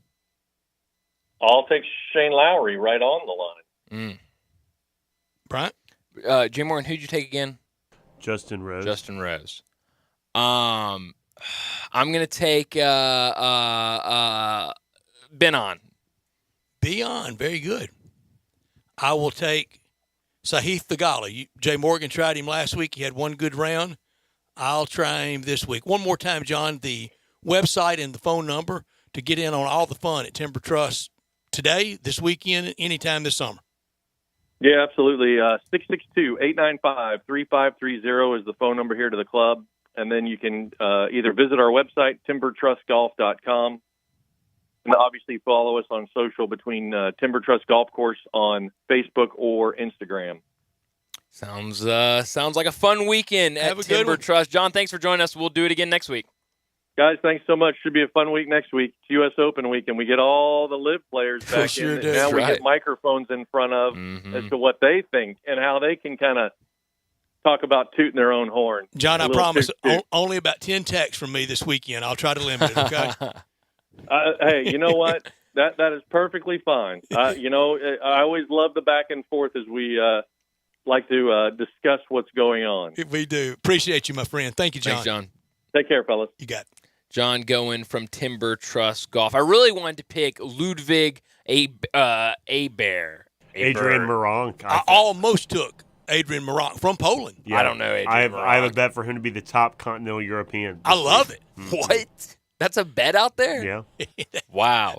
That's gaming there. I'm also seeing around. Run through it again. What's his designation? Yeah, please. Top continental European. Continental gaming, European. I mean, that's it. I'm also seeing stuff on Twitter now. Nothing like from anybody real yet, but just from these like golf podcasts and stuff, saying that Matt Adams from SiriusXM Golf Channel today, I guess on Golf Channel, reported that a recent world #1 and multiple major winner was in advanced discussions with Liv before this decision ultimately happened. And a lot of people saying it was Jon Rahm. And, he just went quiet a few weeks ago, and I made mention of it. Yeah. Why the stand down? And now we know. I think we were going to have defections, and they got pushed into it on CNBC yesterday morning. Somebody was getting ready to write it. Yeah. So it's interesting. A lot of people saying that might be the reason for the quick and abrupt merger of the two, but definitely a wild story. Let's go ahead and get to a break. When we come back, we're going to go down to Huntsville, Alabama. Drew DeArmond will join us to talk about Bama in the Super Regionals. We'll also talk a little Bama football. That's next. You already know you can listen to Sports 56 anywhere with the Sports 56 app, or at sports56whbq.com. But you can also watch us daily with live video of all of our shows on Twitter, Facebook, YouTube, and Twitch. Homer Skelton Hyundai Genesis in Olive Branch has an offer you can't refuse. They will pay you to do business with them if you want luxury. And I'm talking the Genesis G70 car. If you would love to have that kind of new technology, they will give you a $1,000 rebate when you finance with Genesis Motor Finance. In other words, they'll pay you $1,000 to do business with them, and you get brand new luxury. You can't beat it. That's Homer Skelton Hyundai Genesis, right at the corner of Craft Road and Highway 78 in Olive Branch. Homer Skelton Hyundai Genesis in Olive Branch, where customer retention is amazing. There's a reason. They take care of you with a team that's been together for a long time. Whether it's finance or whether it's service, you can't beat them. Homer Skelton Hyundai Genesis. You or someone you know or care about has dealt with a difficult divorce. When facing divorce, you need the attorneys at Rice Law. Nick and Larry Rice lead the firm with 3 generations and 7 decades of experience. Located in Memphis, serving the entire state of Tennessee and North Mississippi. Rice Law is who you need to call. Simple or difficult divorce, they know how to handle it. Call Rice Law at 901-526-6701, or for more information, visit them at aboutdivorce.com. That's aboutdivorce.com. Your next success begins with University of Maryland Global Campus. For more than 75 years, UMGC has been giving working adults the affordable, accredited online education you need to reach the future you want. Because the path to success is different for everyone, we offer more than 125 undergraduate and graduate degrees and certificates, along with personalized support and lifetime career services. Our 100% online and hybrid courses let you learn in the way that fits your schedule. No-cost digital materials replacing most textbooks, affordable tuition, and financial resources make UMGC accessible. You know what it feels like to succeed. We'll help you succeed again. Get started on your education this summer. Online undergraduate courses start June 14th. Programs available in many of today's most in-demand fields, including business, cyber, healthcare, and more. Gain the career-relevant skills you need to reach your goals. Learn more at umgc.edu. Certified to operate by Chev. Saturday, June 10th, the Breakers take on your Showboats for a boats blue-out. We can't wait to have you for the USFL. Bring the whole family to Simmons Bank Liberty Stadium. Make sure to wear Showboats blue and get a free rally towel while supplies last. Into the end zone, wide open, touchdown! Fantastic seats get you right next to the action for just $10. And the Showboats chug right back into this game. Buy your tickets today at theusfl.com. I know the sweetest thing in Memphis, and I know it's been around for 120 years. You know, I'm talking about Dinstall's, and it's time to stock up heavy on Cashew Crunch, Heavenly Crunch, Turtlettes, all of your favorite Dinstall's treats to watch the playoff games and to watch all the basketball. It's so easy to get. The sweetest thing in Memphis, all you have to do is head to Laurelwood or head to Germantown and Poplar right across from the hospital, or go where they make the candies. That's on Pleasant View. There's nothing that says Memphis better than Cashew Crunch with that little tinge of coconut, or the Turtlettes. Let's face it, there's nothing better than Dinstall's chocolate. That's the mainstay of all candies, isn't it? Milk chocolate, although their dark chocolate is pretty darn good. And if you get the peppermint with the dark chocolate and put it in the freezer, you're going to love it. So many ways to love Dinstall's. 115 years of making Memphis oh so sweet. At Jason's Deli, when you're dining in or picking up curbside, you can expect wholesome food and no surprises, just delicious sandwiches, crisp salads, and quick quality meals made with the freshest ingredients and no artificial trans fats, MSG, high fructose corn syrup, or artificial colors and dyes. Around here, a lot of thought goes into what we put into our food and what we take out of it, because you're not just taking a bite, you're getting a taste of who we are. New items are constantly being created to expand our menu for all tastes and special diets, with vegan and gluten-free options available. Convenience and on-time delivery you can count on. It's just a click away at jasonsdeli.com, so whether you need to feed 5 people or 5,000, the team at Jason's Deli, they have the credentials and the commitment to keep you satisfied. Freshness is nearby at Jason's Deli, with locations at Ridgeway in the Park Place Center, Poplar and Highland, Germantown Road in Cordova, and on Goodman Road in Olive Branch. Jason's Deli. It's wholesome food and no surprises.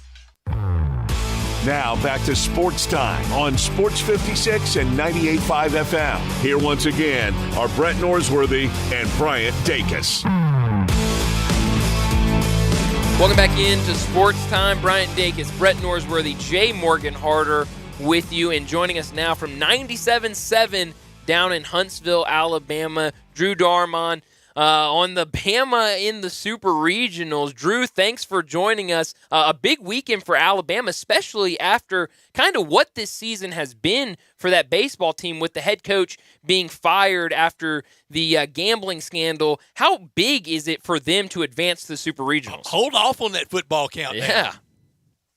Well, yeah, it's great to be with you, Bryant and Brett, no doubt. It's been, a surprising journey a little bit. I mean, this group coming in had high expectations, and the expectations, I think, were to make a regional.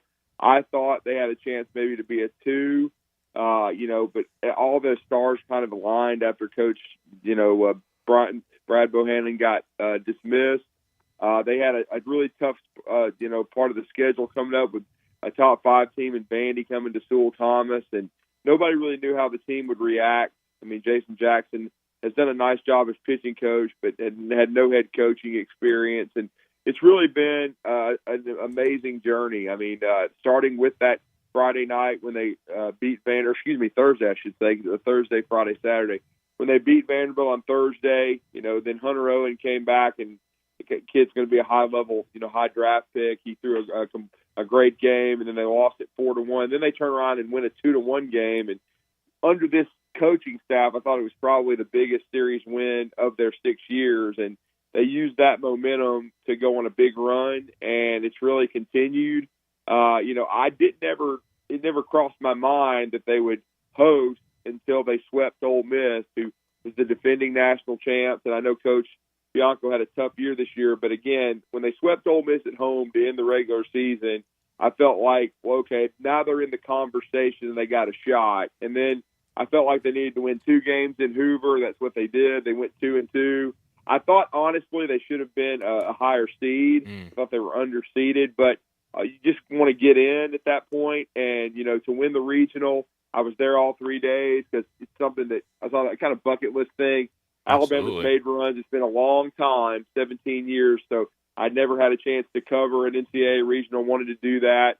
And so watching Alabama win it was pretty surreal. And now they got a shot, with the number 1 team in America in Wake Forest. I think it's certainly going to be tough going over to Winston-Salem. But, you guys have Brett and I were even texting about this. I think of the big 3. You're talking college baseball, college basketball, and college football. And that's for us in the South. That's what the big 3 is. It's not professional sports. The most unpredictable is baseball because nobody saw Mississippi State winning it 3 years ago. 2 years ago, I should say. Nobody saw Ole Miss winning last year. So it's really random how you go on these runs. Coastal Carolina. Our Coastal Carolina, over a decade ago. Even in 2008, Fresno State was a 4 seed. So it's just really crazy. It's all about getting hot at the right time. And now Alabama's got a chance with one good weekend to go back to Omaha for the first time since '99. And certainly I think Alabama will take their chances. They're just glad they're in it. And if Jason Jackson gets to Omaha, I don't know how you don't hire him as head coach, which is another thing I never would have thought a month ago. Often whether it's the in-season football hire or in college basketball, you don't ever want the locker room to hire the coach, and you don't want to do it in the heat of the moment, the latest being the greatest. But if he beats Wake Forest, it'll be undeniable.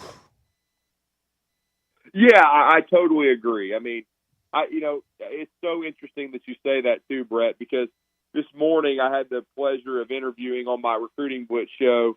He's the longtime voice for the last 27 years of the Demon Deacons, Stan Cotton. And he gave me a lot of detail, and I'd already kind of looked it over, but he gave me a lot of, details about this Wake Forest team. And I'll be honest, last year the Goliaths of Tennessee, they fell short in the Super Regionals at home. But this Wake team is probably even better than that Tennessee team. But when you're talking about this era of college baseball, and they have an ERA of under 3 as a team, and then you're talking about 5 dudes, including 2 with 23 or more home runs and 5 with double-digit home runs. This is a juggernaut baseball team. And so if Alabama can somehow find a way to win 2 games in 3 days, because I think that's what it'll take, I certainly don't anticipate Alabama sweeping Wake Forest of any kind of ilk. I think it'd have to go 3 games. Then I agree with you. I think it's undeniable if you beat this Wake Forest team. They're 50-10. They outscored their opponents in their regional 48-7. They've been very driven because they got eliminated in the Maryland regional last year, so they got a little bit of revenge against the Terps this past weekend. So they've been very determined to get back. They didn't win the ACC tournament. And talking to Stan, I think that kind of stuck in the craw of Tom Walter, their longtime coach. I mean, he felt like they didn't play very well, and they came back out in the regional and played really good ball, and they won the regular season in the ACC with a 22-7 record. So, again, this is a very, very good baseball team, probably the most well-rounded in the country. But Alabama's got a shot. I do think they have a chance. They've got 13 seniors. They're an older group. Their best offensive player and best all-around player is a redshirt junior named Andrew Pinckney, who is a great story because he was rail thin and was a walk-on when he was signed, and he earned his scholarship, and he got better every year. He redshirted because, quite frankly, when he got to Alabama, the bat was like a wet noodle. Now he can really hit the baseball. He's got 17 home runs. He's had a remarkable postseason. So this is just a great story for this Alabama team, and certainly for what Jason Jackson has done. And at worst for Coach Jackson, there's two other things that could happen. He could become a head coach at another school, or if whoever's named the new head coach at Alabama, if they're given the kind of budget that they need to compete, because as you guys know in the SEC, man, 9 coaches are making $1 million a year, and when Texas and Oklahoma join, that'll be 11. Mm-hmm. If Alabama finally decides to compete and give the proper funding to their baseball program, perhaps his salary is doubled. He stays at Alabama to be an assistant. You never know. But regardless, Jason Jackson's in the catbird seat, and it's certainly going to enhance his career. And this Alabama team, I mean, they're playing with house money now. I would just go over there and compete as hard as I could. And if they beat Wake Forest, I mean, who knows? Maybe we're talking about we made a movie 3 years ago about Mississippi State finally breaking through. Last year was, an unbelievable story of Mike Bianco goes from nearly fired to winning it all. What if Alabama gets to Omaha and then makes a run? You never know, because once you get there, it's anybody's World Series. So it's a great place to be for Alabama baseball right now. Our good friend Drew Darman from Huntsville, from the Rocket City, with us. We'll see him in about a month at SEC Media Days, and it really does. It's fun to see teams doing well, but it also turns down the pressure a little bit, not a lot, but a little bit in the countdown, in the anticipation, and maybe going through the backup deep snapper. You can stay away from that a little bit and talk something else. But with that, do you think college baseball is still properly covered, Drew? Do you think it's about right? Should be more, or is it too much? Well, I think it needs to be covered more extensively, because I'll be honest, guys, and again, for me, I have a 2.5 hour, trip, and then 5 hours back and forth. So I'll freely admit I don't cover every Alabama baseball game in person. I cover a handful of them. I go to Hoover. I was at this regional.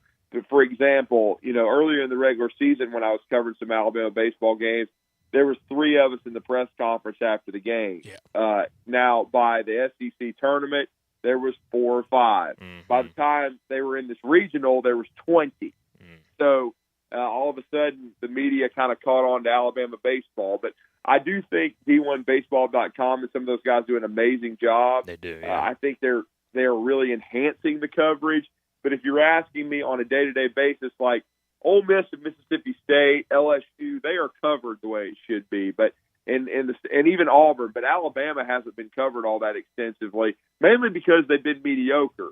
So if the university steps up their commitment and they win, I'll be honest, in the last decade, softball has gotten more coverage than baseball. Mm-hmm. So I probably merited it. Yeah. Right, and they haven't been good enough. But if they become good enough, then I think the coverage will be, what it needs to be.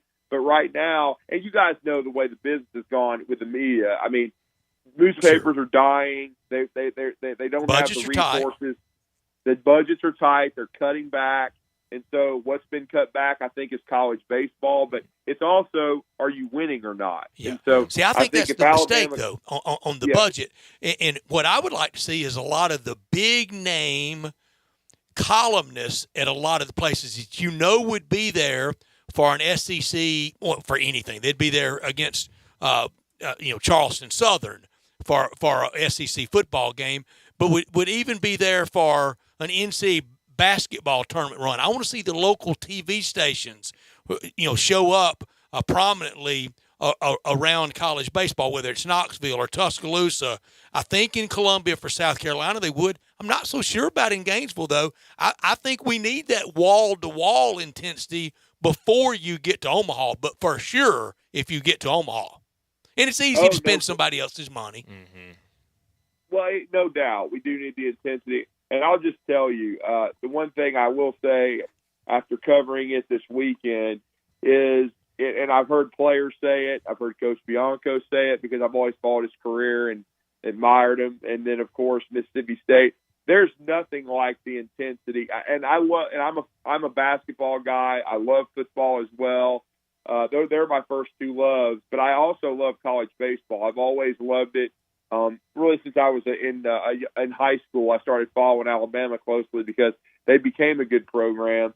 And when I was on campus at Alabama in the late 90s, baseball was king because football was going through probation and was mediocre to their standards.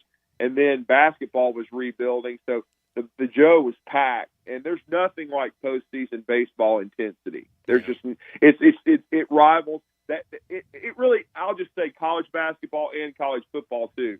When it's postseason in any of those sports, it's taken to another level. And being around the regional this weekend at Alabama, it was unreal. You should have seen the press box when Troy made the throwing error.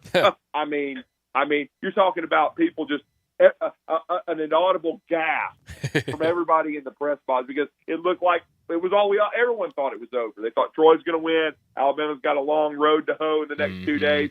And then you get from Chris Stewart, amen. Let's give an amen to the congregation. Yeah. Because, good grief. It's a miracle almost. So it's postseason baseball is unique. It's neat to have it back at Alabama and have them winning. And I know it's not an easy thing to do, especially in the SEC. And I still think the SEC can get 3 or 4 teams to Omaha. I still think it's far and away the best league. And then when you talk about adding Oklahoma and Texas, that's just going to add to it. And to tell you the strength of the Southeastern Conference, the last 2 national champions in the sport didn't even go to postseason because they're in the SEC. Now, you put Mississippi State and Ole Miss in another league, they're probably in the top 4. Yeah. But that's just the way it is in the Southeastern Conference. No, you're absolutely right. But it should be a really fun weekend this weekend in Winston-Salem between Wake Forest and Alabama. Like you talked about, a great team in Wake Forest, but a really impressive team also from Alabama. Drew, thanks for joining us, and let's do this again soon. Yeah, absolutely, guys. It's always a pleasure to be on with you guys. And, Brett, I'll see you soon. I've always looked forward to it. And hopefully we'll have more to talk about. Hopefully Alabama will make a run this weekend. Certainly going to take a stalwart effort on the mound and at the plate for the Tide. But, again, as you know, you never know. Right. I know Ole Miss was an underdog. Yeah, they were an underdog at Southern Miss last year, went in there and swept them. So you never know. That's the beauty of college baseball. We'll talk soon, Drew. Soon. Thank you so much, Drew. Thanks, Drew. Thank you, guys. You got it. Drew Darmon from 97.7 ESPN down in Huntsville talking about Alabama and really one of the better teams I thought this weekend in the regional play. It was. Now the task is tall against Wake. I'm not calling the upset, but if they do pull it off, then they will be this year's Ole Miss. That could pull it off. Mm-hmm. And that the interim head coach that's in there, I'm sorry I don't have his name, but to be able to turn that story around and make a run, if they can get past Wake Forest, you have the contract right there on the field. It was the worst story out there in sports for 2 weeks. Easily. And now to see what they're doing, I'm just shocked, to be honest. But it's been a good run so far. But let's go ahead and get to a break. When we come back, it'll be time for Big Number of the Day. Start your day with Sports 56 Mornings with Greg Gaston and Eli Savoy. Weekday mornings from 7 to 10, right here on Sports 56 and 98.5 FM. I'm with John Burgos from the world-famous Rendezvous in the Alley since 1948. Brett, we have catered parties all over this country and all over the world, from Singapore, Australia to Central Park in New York. But many people don't realize how much we do locally. For holiday events, office parties, tailgating, birthday parties, you can't do better than the Rendezvous. For example, you can get a cheese and sausage tray for 15 to 300 people for $3.75 a person. You can even build your own nacho bar for $10.50 per person. All you need is a minimum of 15 people. In many cases, we can arrange delivery and full-service catering. We've even made it easy to get to-go items. You can just park at our front door in the alley, put on your flashes, and we'll get you going ASAP. For all your catering items and prices, go to hogsfly.com, click on menu, and drop down to catering. Thank you, John. The Rendezvous, Mr. Charlie Virgos' Rendezvous in the alley since 1948 and celebrating its 75th year.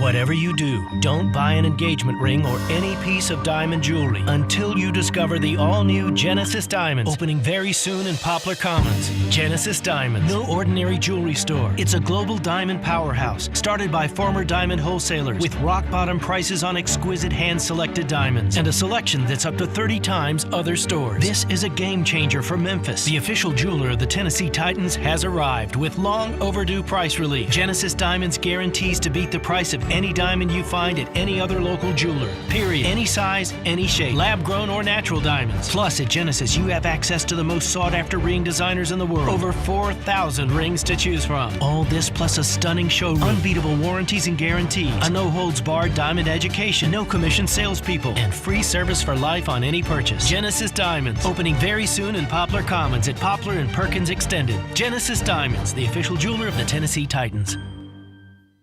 Hi, this is Troy Fiveash, owner of Fiveash Roofing. In these uncertain economic times, there are so many things as a contractor and a business owner that I cannot control. The rising cost of materials, not to mention fuel and transportation costs.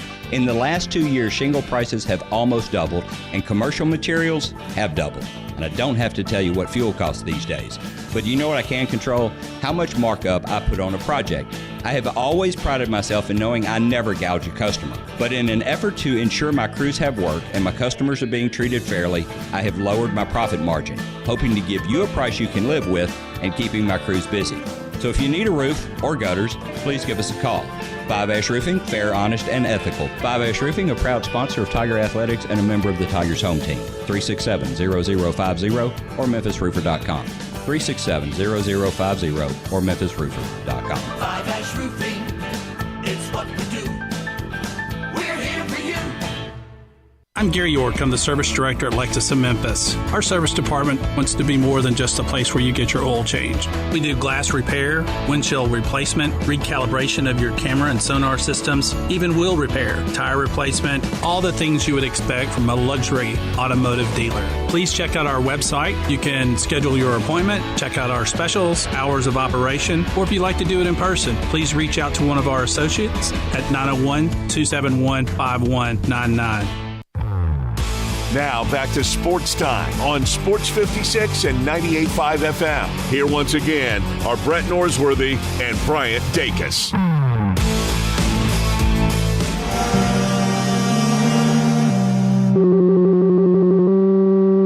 Big Daddy. Hello, Big Brand. It's a guy, he wants to be big, then he gets big, he doesn't want to be big anymore, then he gets small, but the suit's too big. Big Daddy. The big boy. You're a big guy. I think she's trying to pull a fast one on Big Daddy. The big number of the day. Jay Morgan, why don't you start us off today? I was like when you go first, okay. Brian. I guess I'll go first today. So the other day, we had the 79th anniversary of D-Day. We talked about it a little bit yesterday. That's right. Dane Dunning was slated yesterday to start on the 79th anniversary of D-Day. Dunning is one of two pitchers to have the initials D and D to have a scoreless start on the anniversary of D-Day. Whose game notes have you been in? I saw this on Twitter. He had his scoreless start in 2021 versus Tampa Bay, so my big number. And we just had Drew Darman. 2021, and we just had Drew Darman, and Don Drysdale was the other person to do it back in 1965. So, lunch anywhere you want to go tomorrow. If you can tell me Don Drysdale's number with the Dodgers. 14. No. 52. 53. Man, I was close. You are close. It's close count. Jay Morgan. And horseshoes and hand grenades. That's right. It's slow parking and slow parallel parking and slow dancing. Close counts. I've got lots of big numbers. Never heard those two. Oh yeah. I've got lots of big numbers today. I'll go on this one. This is a Braves one. Got it from Skip Carey. Really? Speaking of Braves. Big number is 2 today. Ozzie Albies is one of 2 middle infielders in the history of the Braves to hit 13 or more home runs through the first 60 games of the year. The other one, Rogers Hornsby. Ooh, not good Chipper. One. Not Chipper. Wow. Well, not middle infielder. Middle infielder has to be middle shortstopper. Chipper played some short early. Well, that's true. He did. My big number is 12. 12 schools went to the postseason in all 3 major men's NCAA sports this season. Alabama, Arkansas, UConn, Duke, Kentucky, Iowa, Louisiana, Maryland, NC State, TCU, and both UTs, Tennessee and Texas. Incredible. Talking about years. What a year for TCU. Great sports year for Tennessee. It really has been. I say great sports year for Tennessee. Oh, absolutely. 100%. Arkansas? I mean, really, the criteria of that really says all of these schools. You know who it's had been the a good worst year. sports year of any of them? Who? Bama only won the Sugar Bowl. And all the storylines coming out of Alabama. Yeah, let me correct something and apologize. When I said earlier they had the worst 2 weeks of sports media attention this year, no, I was badly wrong with the baseball. It was much worse over a player's death, and I want to apologize. Yes. Not a great sports year for Alabama. Off the court, on the court has been fine. Off the court hasn't. UConn had a good sports year. UConn had a pretty good sports year. Win it all in hoops. Go to NCAA. Went to a bowl game. Yeah, I was about to say football program. Jimmy Moore Jr. About to go to the Big 12. Feels like it. Yeah, I'd say it's a good year. That will be close to topping Rutgers of all time in realignment. Rutgers is absolutely. They're the winner all time. Yeah. From what they used to be in, and Cincinnati was really the loser. They were once in a bowl play-in, a FBS play-in, right, and then out, and now back in. But Rutgers, the all-time winner. UConn would be it easily. I think easily, and the fact that it's Vanderbilt. That's in that class. They've been factored in. They were founding, they were charter members of the SEC. Yeah, but how lucky can you get? That's a good point. Actually, around being charter member, Swanee was in that was more toward the end of their football supremacy. Finest hour for Vandy. Interesting. Yeah, so Swanee was in. There's a chance this year for me. Ole Miss open date weekend. Swanee plays here against Rhodes.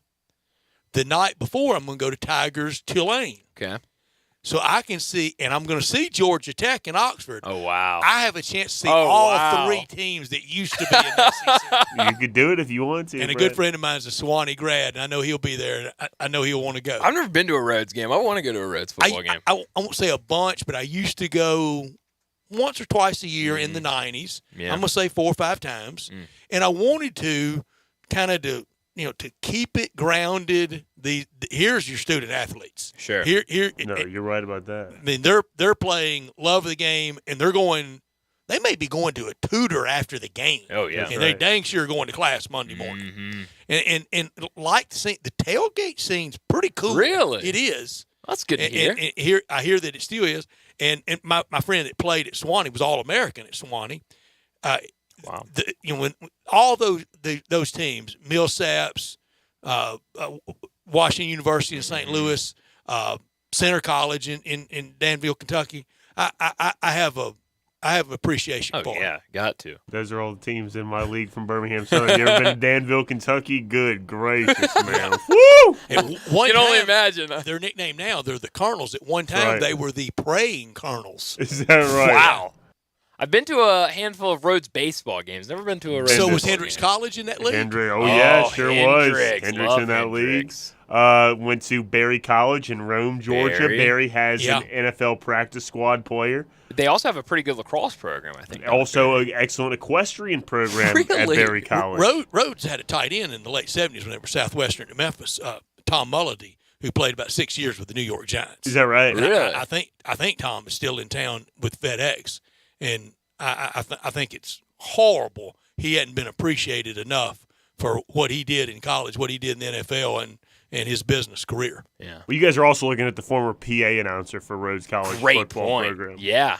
Yeah, that would be our Love it. third You did a couple down. basketball games too, didn't you? Well, no, that was internet broadcast. Oh, right, different. You're talking This about is PA. I see. I was not listening. It's third down. You get the people riled up? It's Crane Field now, right? That's right. It was Ferguson Field forever. Is that right? Yeah. Huh. Well, we might have to take a team trip over to see Sewanee This year. and Rhodes. We might have to make that happen. Saturday, October. The Tigers play Tulane that Friday night, the 14th, 13th, 14th. And then the next day is. Oh, man. Let's do it. I'll be there. I'll be there. That'd be fun. But let's go ahead and get to a break. And when we come back, we're going to talk some more football because we got to talk the Showboats with the Director of Marketing, Steve Macy. That's next.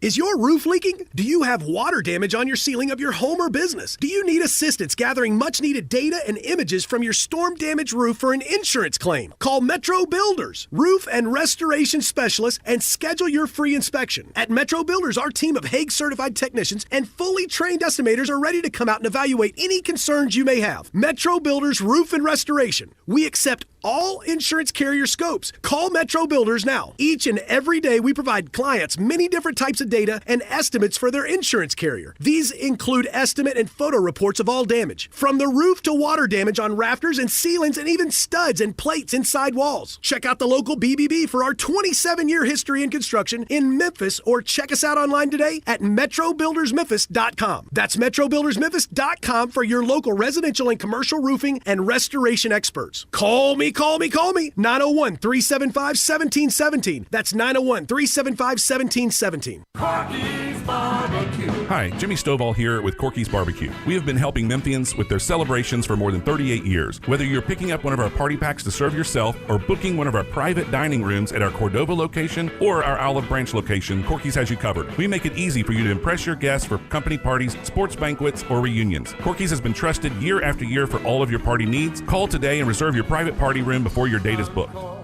Flavor, Corky's Barbecue. Gilbert worked in retail and restaurant management for 14 years. It was time for a change. I recognized where I was at was vulnerable to the whims of the economy. Then he heard about My Computer Career. Gilbert went for it. In as little as 7 months, I got all of my certifications at a fraction of a cost for college. He became an IT pro in just months with zero experience at mycomputercareer.edu. I can work from anywhere. I have more time for my family as well. It's not rocket science. It's mycomputercareer.edu. This is one student's experience. Individual results vary. Looking for a new lawnmower? Golf Cars of Hernando has the Gravely line of zero-turn lawnmowers in stock, and they work on them. Looking for a new golf cart? Golf Cars of Hernando has Yamaha and Star brands of golf carts in stock, and they also service most makes and models of golf cars.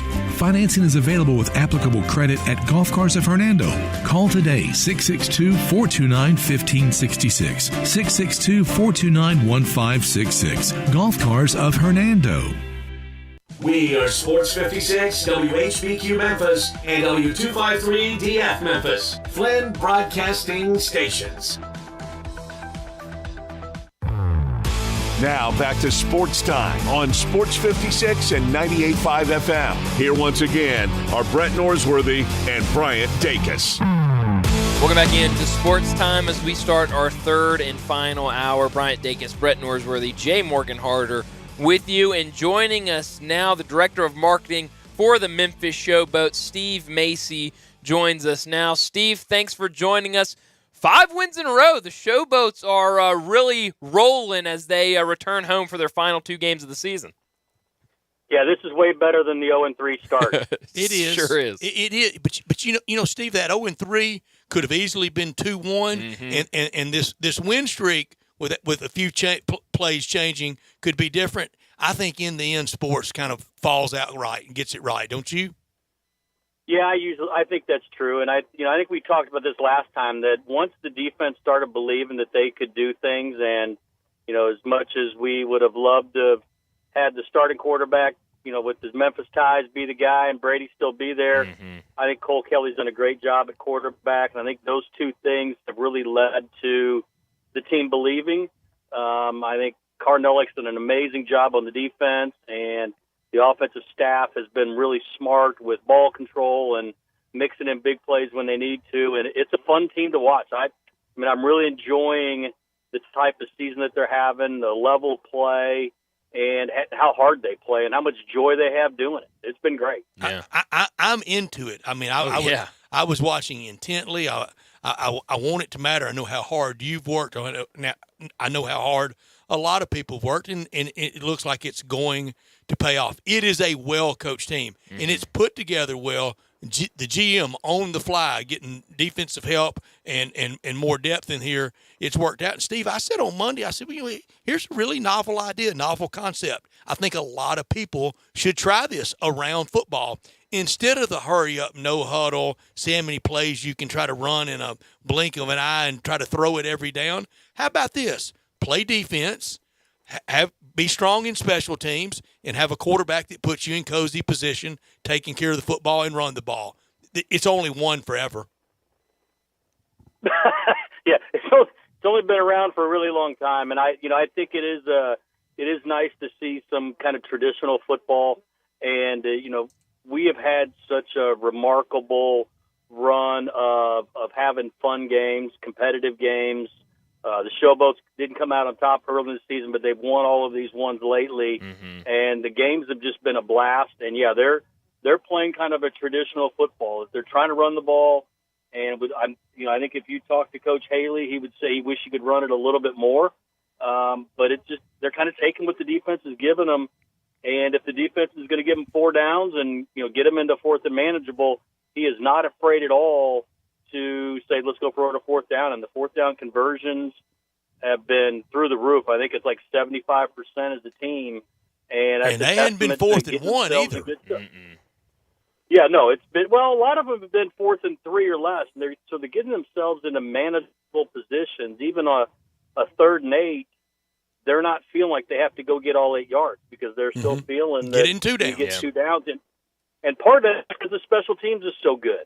So they're rarely starting in their own end, deep in their own end. Anytime there's a kickoff, man, Derek Dillon is getting them out to the 40-yard line. Sure so is. they're starting off so well at midfield that it really has helped them. I've never seen football played at midfield like this league does. I mean, you every time you look up, they're at midfield. And I think, Brett, it's by design. They want this to have not be about people being backed up all the time and having a punt fest. There was only one punt in our game last Sunday. The entire game was one punt. Now, I would have liked to have seen our kicker a little less and touchdowns a little bit more, but going 6 for 6 is fine. And when you win, it's okay. But I think the design of the game is such that you are going to see more offensive plays. You are going to see more plays where it's more at midfield, not just pinned down deep and guys are trying to run for a yard just to get out of the end zone because it's not designed for that. Yeah.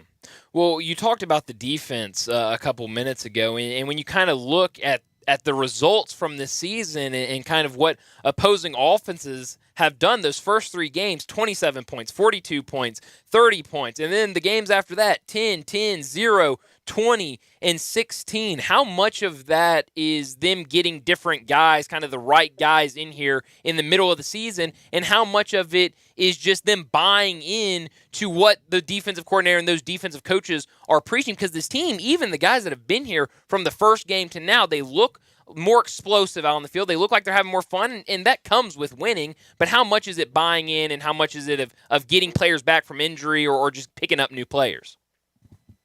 Bryant, I think it's all of that. I think, obviously Dave Rosano's done a great job, as Chad said earlier, in terms of filling needs that were specific needs, and especially on the defensive line. And then he went and found some defensive backs, and now they got some guys that are coming back. But Carnell Lake is, a premier Pro Bowler in the NFL. He's been coaching just as long as he played. He knows what he's doing, and the guys that and look, this league is hard in that you get 30 days of training camp.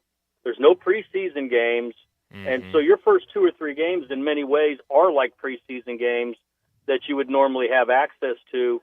And this is kind of the feeling out period, and I think it took that amount of time to recognize the personnel, to take on everything Coach Lake is doing, to make it a simple fun and hard-hitting defense, and the guys like playing it. You can see that they're enjoying the defense that they're playing because he lets them do some things and be as good as they can be with their own talent. This Saturday at Simmons Bank Liberty Stadium, tell our listeners what they can expect to see if they're part of the fun, and we sure want them to be. Ticket prices and all the other promotions for Saturday.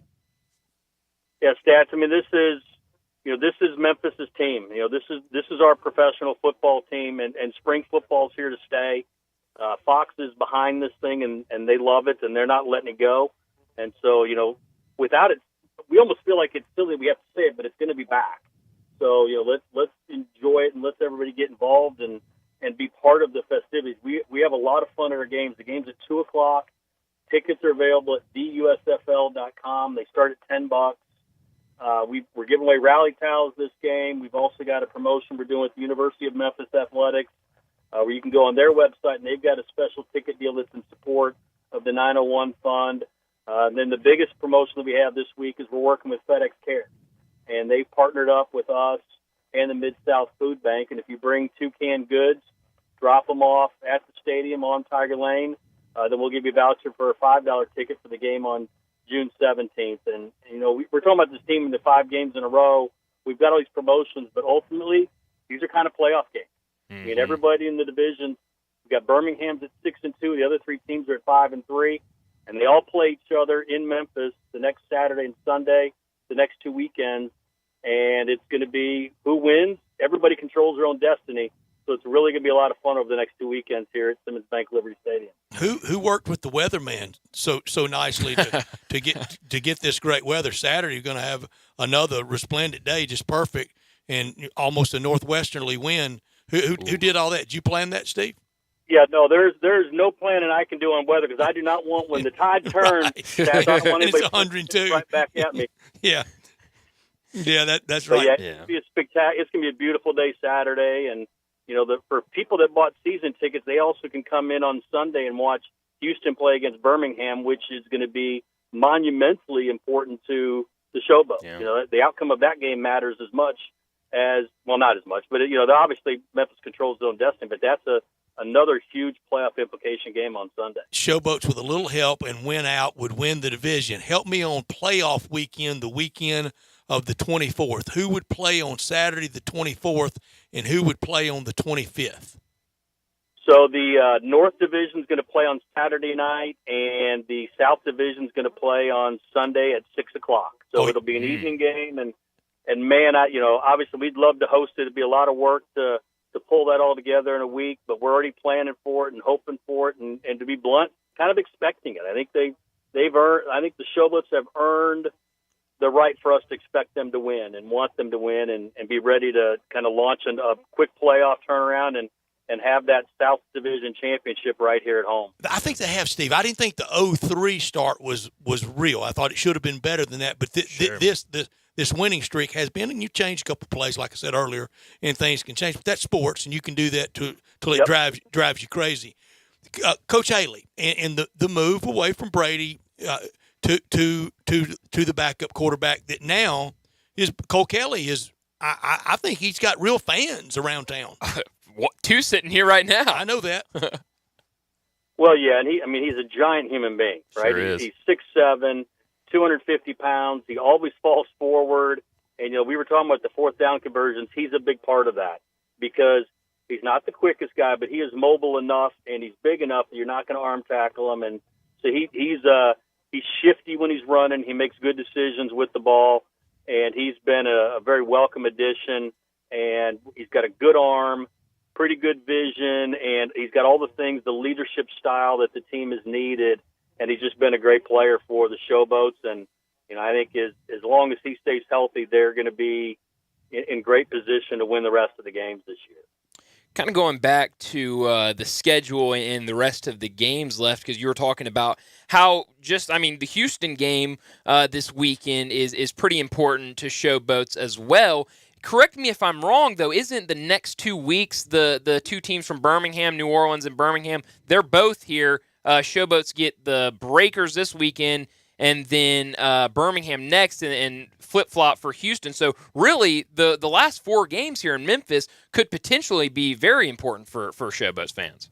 Yeah, and I think that, Brian, that's kind of what's cool about the way they've designed the schedule is they've made all of these games division games, and obviously they didn't know everybody's going to be bunched by, just a game difference between them in the standings, but it really has made this weekend and next weekend a playoff atmosphere, and the pressure to not lose, you could lose once and be out, and it's, there's so much on the line, and I'm so glad that the Showboats are going to get a chance to have that home field advantage, and I hope that Memphis decides as a city that this is their team. They're excited, and I think it's there. I've heard so many people talking about it this week, more than I have the rest of the season. So I'm expecting another really great crowd.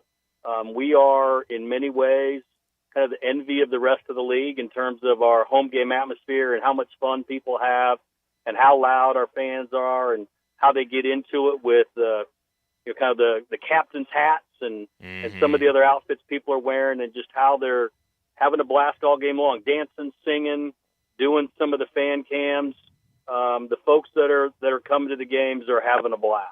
Your in-house production is top shelf. I knew it would be, Steve. From you, I know you have to feel a lot of pride in pulling this off in such a short time. This weekend, I would imagine you will have a lot of visitors from the front office, from the corporate office, from the USFL, from Fox. And what do you want to show them that you think y'all have gotten the most right, that you've really done well?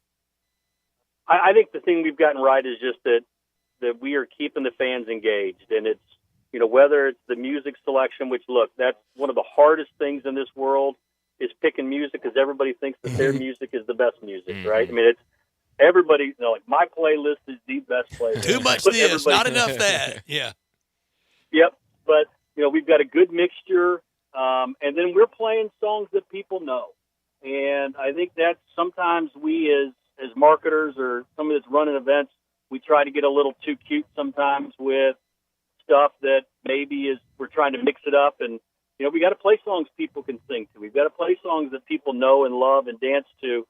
And then we're playing, we've really can't be playing In a White Room by Eric Clapton. I mean, people aren't going to get into that, are they? No, they're not. I mean, it's an awesome song, but it's not a song for a stage. And so that's, we've been really selective in terms of saying, let's make sure that our music matches what our fans want. Sure. And the fans just want to have fun, and they are, and it's all ages. My 13-year-old, she went to her first Showboats game the second week and had so much fun that she asked if she could have some friends and go to the Houston game, and had just as much fun with hardly anybody in there compared to the Showboats game because they dance, and they have fun getting on camera, and that's good feedback from a 13-year-old, Steve. A lot of fun. It sure is. You better listen to her. I do. There's a lot of good marketing that comes from your own children that tell you what you should do. I listen all the time. They're a heck of a lot better at it than I am. I'm fortunate. Steve, you talk about some of the in-house production and different things you are doing. Halftime, the last home game, the Superstars made an appearance. I love the Superstars. Used to be terrified of them when I was a little small child. But what can we expect for these next 2 weeks? Any fun halftime entertainment? So I think we've got something planned for the last game that we're not quite ready to announce, and it won't be a musical act, but there is going to be a recognition of sorts that I'm excited about. We're going to, just as a tease, we're going to try to tie the past into the present. Okay. And it's something I've wanted to do all year, and so I'm excited about that. This week is going to be tame compared to the Superstars, but we'll have our dance team, which is, again, the envy of the league. Oh, yeah. Haven't seen the rest of them and knowing how good they are, and then, shout out to Carol Cross and how good she is and how she's got that team in precision and doing wonderful work as always. And if you guys don't know Carol, she does the University of Memphis, and they've won so many national championships. Literally the best. Doesn't even know how many to count. And so she's been phenomenal in that role. And, it's just been, there's so many things that have gone well, and that I'm just so glad that we've been able to connect with the fan base in the way we have. And even when the games when the Showboats lost, people walked out saying, gosh, it stinks they lost, but man, I had fun. Mm-hmm. And if we hear that, we know we're hitting the right mark, and we're going to continue to listen and take in advice and take in feedback and just try to build the best game day atmosphere we can and make it as Memphis as possible. And that's what we'll continue to do, this year and then next year and in the future after that. Steve, what's the rule change or quirky rule difference, how they're applying it in the USFL that you think will be someday accepted football-wide? I think, kicking off from the 20 is one of those things I think it's helped the game because you're not pinned deep all the time. I think that's one of them. I think the different ways of scoring at the end of the game are fascinating. You can get a 1, 2, or 3-point conversion after a 9 touchdown. points is a one-score game, like Sunday. That's right. Right. I mean, it was kind of fun. They talked about all the games being one-possession games last week, and I said, no, Showboat's won by 9. Oh, yeah, that's right. That's one possession. That's right. I had to remind myself after years and years and years of multiplying by 8. But, I think that's fascinating. And then, I think it'll be interesting to see if the onside kick option of a 4th and 13 from the 33 rather than doing an onside kick. And in the USFL, you can do either. I think that's, the percentage of onside kicks recovered by the kicking team has continued to dwindle over the years to the point where it's almost a miracle when the offense gets it. And I think, that's almost too bad. And so the 4th and 13, even if it's not exactly that number and it's a 4th and 17, whatever it is, I think it's an exciting play and it's a cool thing to say, hey, how do we keep the ball and how do we get the ball back so that games have an opportunity to have some really dramatic finishes. And Steve, to people that are listening right now think, oh, no way, we'll always kind of stay in our traditional realm. Who would have thought to sort out Major League Baseball 5 years ago in extra innings, you'd send a runner out to second base? Who 5 days ago would have thought the PGA Tour would be owned by the Saudi royal family? Things can really change fast. They can, and I think ultimately, TV has a big impact, and especially in the USFL being Fox-owned, that's a big piece of it is what do people want? They want to see quality, and they want to see good games. Yeah. And if you do as much as you can do to make the games good, that your audience is going to be there. And I think baseball has tried to do that by shortening the game. I'm just going to jump to baseball because Stats, I'm a baseball guy, and I love baseball, and I like the games lasting 2 hours and 30 minutes rather than 3 hours and 20 minutes. I like that. I wish they would have allowed the shift and guys would have just learned to hit the ball the other way. But I'm they okay did. with but I want action. Change. I think there is a lot more in that regard. So I think that's been a major change that they went to all DH, and I was always against the DH because I was quote unquote a traditionalist. Me too, and I thought I had to be the old guy, but. Yeah.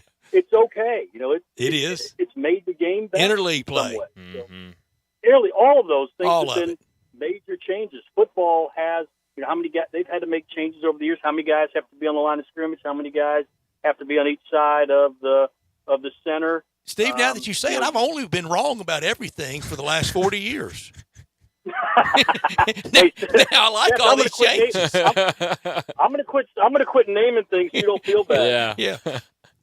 Well, Steve, it should be a fun weekend this weekend, 2 o'clock on Saturday against the New Orleans Breakers. Before we let you go, just quickly again, where can people find tickets for this weekend's game?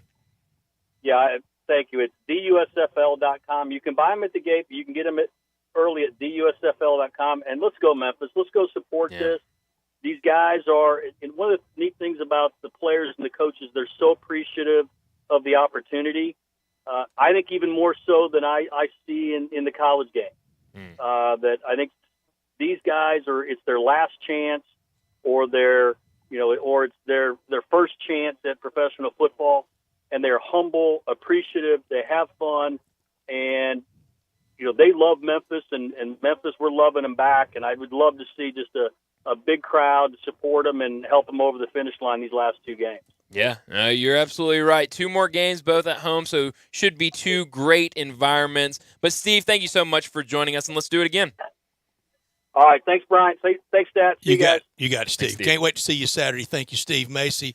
Just a great job. I knew he would. I knew they had a good opportunity, and you see it coming together. The coaching staff and the front office. Lucky to get that. I talked about the contrast the other day, and I like Mike Riley. I don't want to pick on him, but it looked a little bit like, out here coaching ball in June. Right.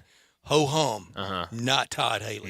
No. I mean, he's a fiery coach. I think he would want to win if he was shooting pool with you. I think so. And that matters. And we got that a little bit with Mike Singletary in the AAF. It wasn't, I didn't think, fully engaged. Right. We've been fully engaged with this, and sure have with Steve and his team and everything. Again, all those things that they control, but it's never the scoreboard. Yeah. They are doing so well. I know I'm looking forward to going to the game Saturday because in the press box, the food this year, all catered by Jason's Deli, and I love that.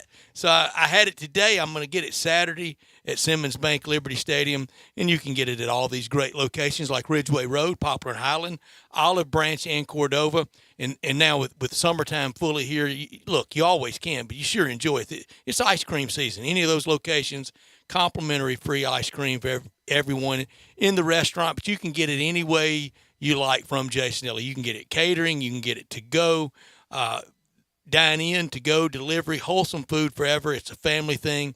At Jason's Deli, healthy, first franchise in the nation to be trans fat free. It's very important to them with a lot of choices, regardless if you seek a gluten-free menu, vegetarian sandwiches, healthy kids meals. If you'd like to invent your sandwich via the build your own, you will be delighted at Jason's Deli.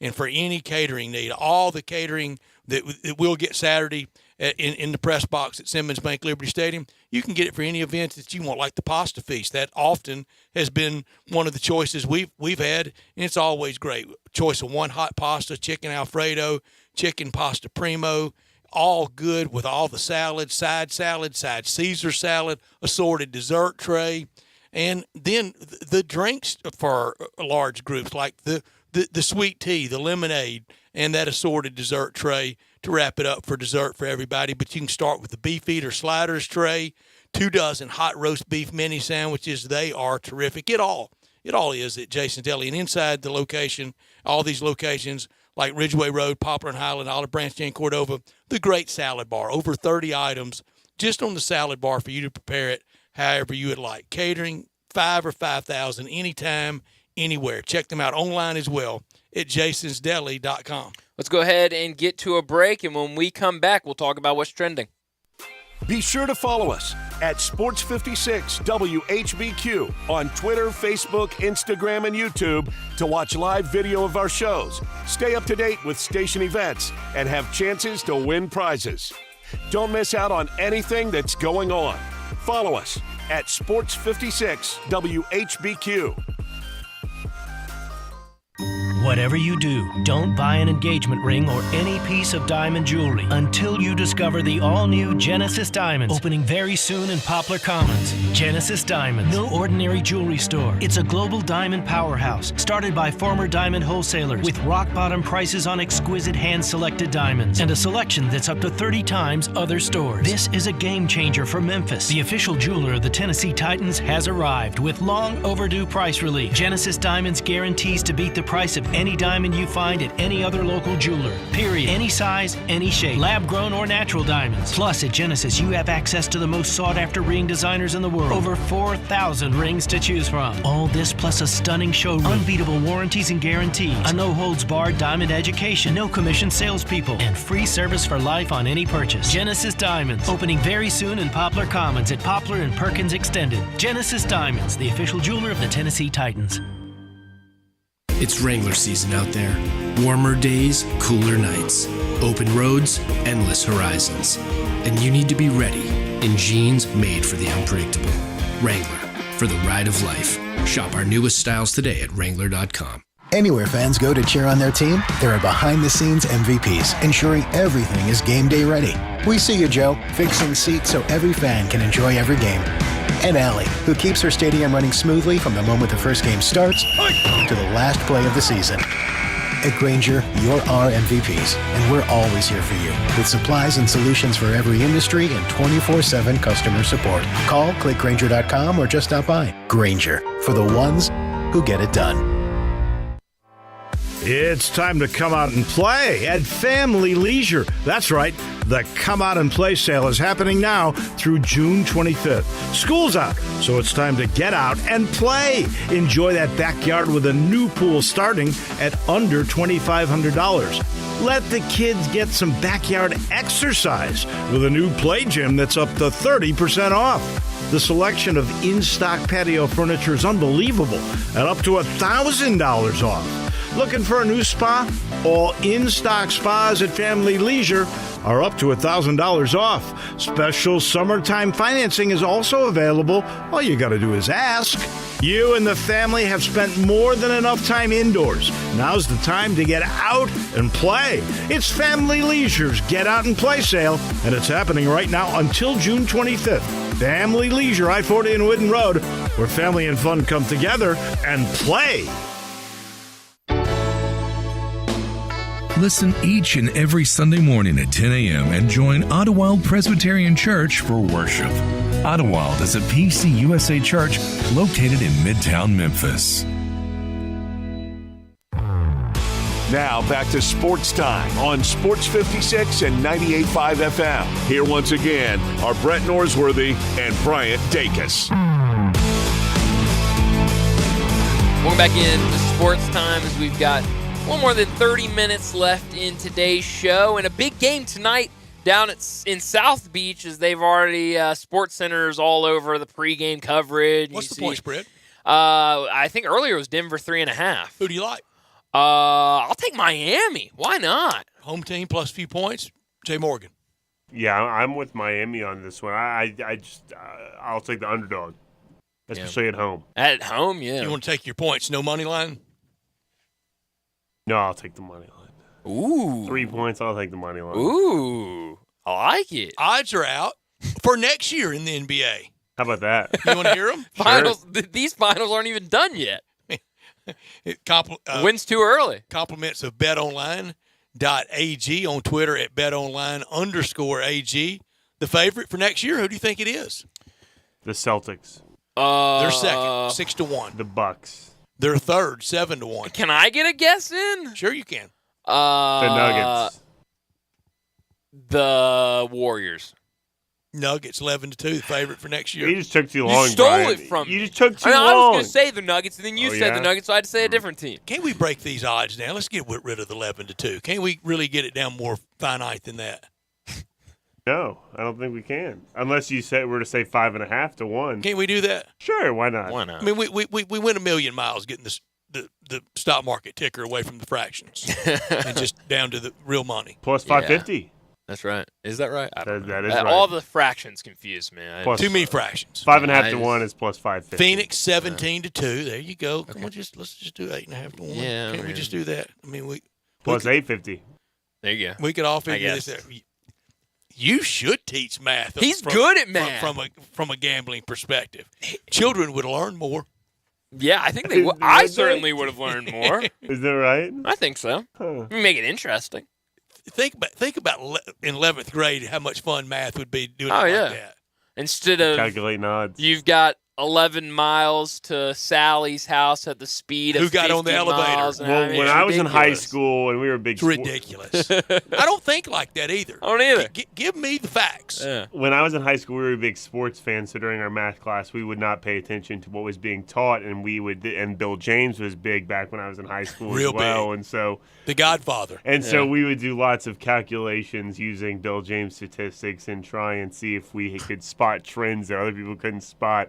Fantasy gurus we were at the time. See. Do you think he knew the monster he would create? No. I don't either. I don't think he wanted to, because a lot of people have gotten into sports that I'm sure their friends can't believe. You work for the Boston Red Sox? Yeah. Well, I'll say this, too. This isn't the exact same thing, but it is sort of. with gambling, like some really good sports gamblers I've seen are some of the best people in the world that do like daily fantasy. Some of the biggest sharks in daily fantasy world don't like sports. Yeah. But they read their spreadsheets, they know who to pick and stuff like that. And then after they're done for the day, after the lineups are out, they don't even watch the games. They just come back the next day and see what's going on. They go back to their spreadsheets. Just show me the tickets. They're just not really big baseball fans, if it's baseball or whatever the sport might be, but they know they can make money doing this, so they do this. It's crazy. You would think you would have to. I don't think you can do it well not having the passion in it. It's got to hurt to lose, more than just losing money. I don't know. This guy Max Greenfield that was he was on the final table of World Series of Poker a couple times now, and he's like the top daily fantasy for baseball. Really? He doesn't like baseball. Does he hang with Mattress Mac? I don't know. Hang with Mattress Mac. He should. The guy that was like, you remember a couple years ago, that guy that was on Jeopardy, not Jeopardy. Yeah, Jeopardy James. Was it Jeopardy? James yeah. Holtzhauer. He became like one of the lead betting guys on The Athletic. And he was like, I like sports, but like I'm not a huge sports guy. Just, He's a better. Yeah. So. Was he good? He's the second greatest Jeopardy champion No, ever. he means in the bets. He didn't mean in Jeopardy. Oh. I don't know. I didn't follow it. But I mean, to get it for you to go from being, what's his name, Jeopardy Jim? His name is James Holtzhauer. Jeopardy James. Mm-hmm. Going from Jeopardy James to athletic betting guy. I mean, that's... Well, but that's what they said whenever, like, at the start of Jeopardy, they say, what's like a teacher from Long Island, New York. So for him, they would say a professional gambler from Las Vegas. From Schenectady. Right. James Holtzhauer. But was he a gambler before? He was. He was a professional I didn't know gambler. that. And they introduced him as that? That's right. Wow. Wow. Because we were really scared of gaming back then. Uh-huh. Well, this was very recently. Oh, was it? Yeah, this was Alex Trebek was still alive. Yeah. So I guess not that recently, but it was... He hadn't been gone that long. It was probably right before the pandemic or like I think it was like 2017, 2018, 2019, something like that. Other Yeah. NBA odds: Dallas 9-1, Golden State, Philadelphia both 12-1, the Lakers 14-1, the Clippers 16-1. Okay, I'll take Lakers 14-1. Really? With this news of Chris Paul being released, if he goes to the Lakers, I understand that some people will say he's never going to be He's never going to be healthy in the playoffs, but that's a really good. Memphis Grizzlies 18-1, 7th in the West, play-in game. I won't take that. I'm afraid I won't either. Yeah. No, thank you. But LeBron's going to Dallas. Well, Kyrie reached out to him. Yeah. Kyrie, strong negotiator. How about that? What did y'all think of Kyrie? Don't get in my business. Stay off the internet. Don't believe what you read on Twitter. And then all of a sudden, unnamed sources link him with wanting to play with the Lakers. Who do you think the unnamed source was? Certainly Kyrie. I mean, Kyrie hasn't stopped wanting to play with LeBron. It wasn't LeBron. No. Wasn't anybody Laker generated. Although that's exactly what LeBron said, too. Don't listen to what anybody says about me. It's all going to be a rumor. You can't trust anything. And then he starts leaking things in unnamed reports. That's true. What do y'all like more, NBA draft, NBA free agency? Can I pick none of it? I would like to be rid of all of it. What's off-putting about it? It seems I'm like mostly there's more. with you on draft. It seems like at there's least with free agency, they've proved something. Sure. I think the sport is so regional that during the season you really only have to deal with whatever team you're a fan of, talk about that team or whatever team you're in their region for. But when it comes to the offseason, the NBA, it's just like out of the woodwork. These conversation and narratives just get all out of whack, and there's no basketball to back it up. So you're just saying things. Theoretical. It's a lot like University of Memphis basketball offseason, where like theoretically the ceiling could never be higher than it is right now. Man, this is going to be awesome. And so that's what I feel when I hear like NBA free agency offseason. Right. It's just all this. The Tigers barely get home from the NCAA tournament exit. And wait till next year starts. Look at next year. Yeah, I mean it's and they're not alone in it. They're not alone. In it's a lot of places. It's what really bugs me now about the portal, about any transfer. The player they got from St. John's. Help me with the name. David Jones. That's right. David Jones. I would bet anything. Most of the people breaking down his game, talking about his game this week, did not watch 4 offensive possessions last year of St. John's. I ain't never seen a kid play in their life. No Brad. chance. And they'll even be more vociferous about a high school player. I didn't say 100%. I said or most a Division II player. They did not watch him in the offensive end 4 trips last year, and now are certified experts on it. Mm-hmm. And now, as I said Monday, anybody can get you 15 in a college basketball game. He's going to help player. You. Oh, You get 15 from him. You get 15 from DeAndre, 15 from who else? Caleb Mills, maybe. He's a scorer. And then 10 from another starter and 10 off the bench. That's great. There's your math. Yeah. But, I mean, I just – we're now getting into a Tigers conversation. But, I mean, you hear people talk about, oh, man, I mean, if this team can get DeAndre back, which DeAndre back would be great. But they're saying this is an NCAA tournament team for sure, and this is a second weekend team and all this. I mean, we have no idea how they will We've never mesh. seen these guys play, and we have no idea you had Kendrick on the team last year. 360 other teams will mesh. I mean, but that's the offseason, and that's in most sports. It's why I was always so resistant to recruiting guru. And when we were running around here on National Signing Day like crazy people trying to get stuff off a fax machine that sat on the other side of this wall and just chasing your tail trying to find, where Jasper Sanks is going to go play. Right. Anybody remember him anywhere? I Very can't few tell do. you much about him. And every offensive lineman running 4.6 40s, and there's never been one of those recorded at a combine from offensive linemen. Right. It was just mindless. And I so rejected it, and I so rejected a lot of the purveyors of it because I knew they were cons. Mm-hmm.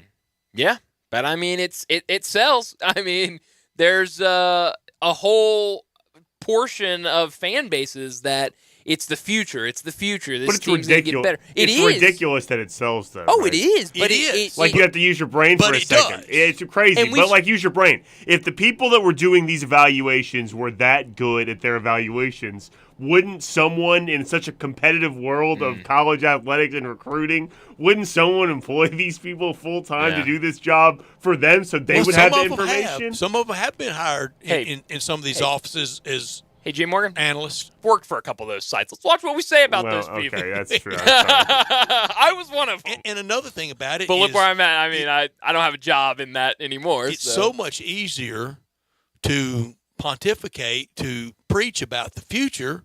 Yeah. Because it's so unknown. The past is quantifiable. Yeah. I mean, and I think so far, the two big mission statements, the two big deciders, the two big checks on success, advancement in the NCAA tournament, and people going to your games, Coach Hardaway hadn't accomplished those. Right. He has not advanced in the tournament, and nobody goes to the games. Or not nobody, but not near enough. Not anything close to what we thought on hiring day. Yeah. But we skip right past that to next year, next March. Well, I mean, there are people, and we've said this before, not just about the Tigers, but there are people that you would almost think enjoy the off season more than they enjoy, November through March or September through December. Because that has the bloody noses. Yeah. That has the scrapes. That has the losses. That has the heartbreak. That has the double OT at Central Florida. Mm-hmm. And you don't have that in June and July. Yeah. I mean, it's all the promises of what could be. But to answer your question, your original question, I love the NBA draft. But maybe I think that's more I love college basketball, and so I like seeing named. Named. And where people are going. I love the names. Yeah, names. I'm mildly interested in the draft, and I like free agency. Don't love either.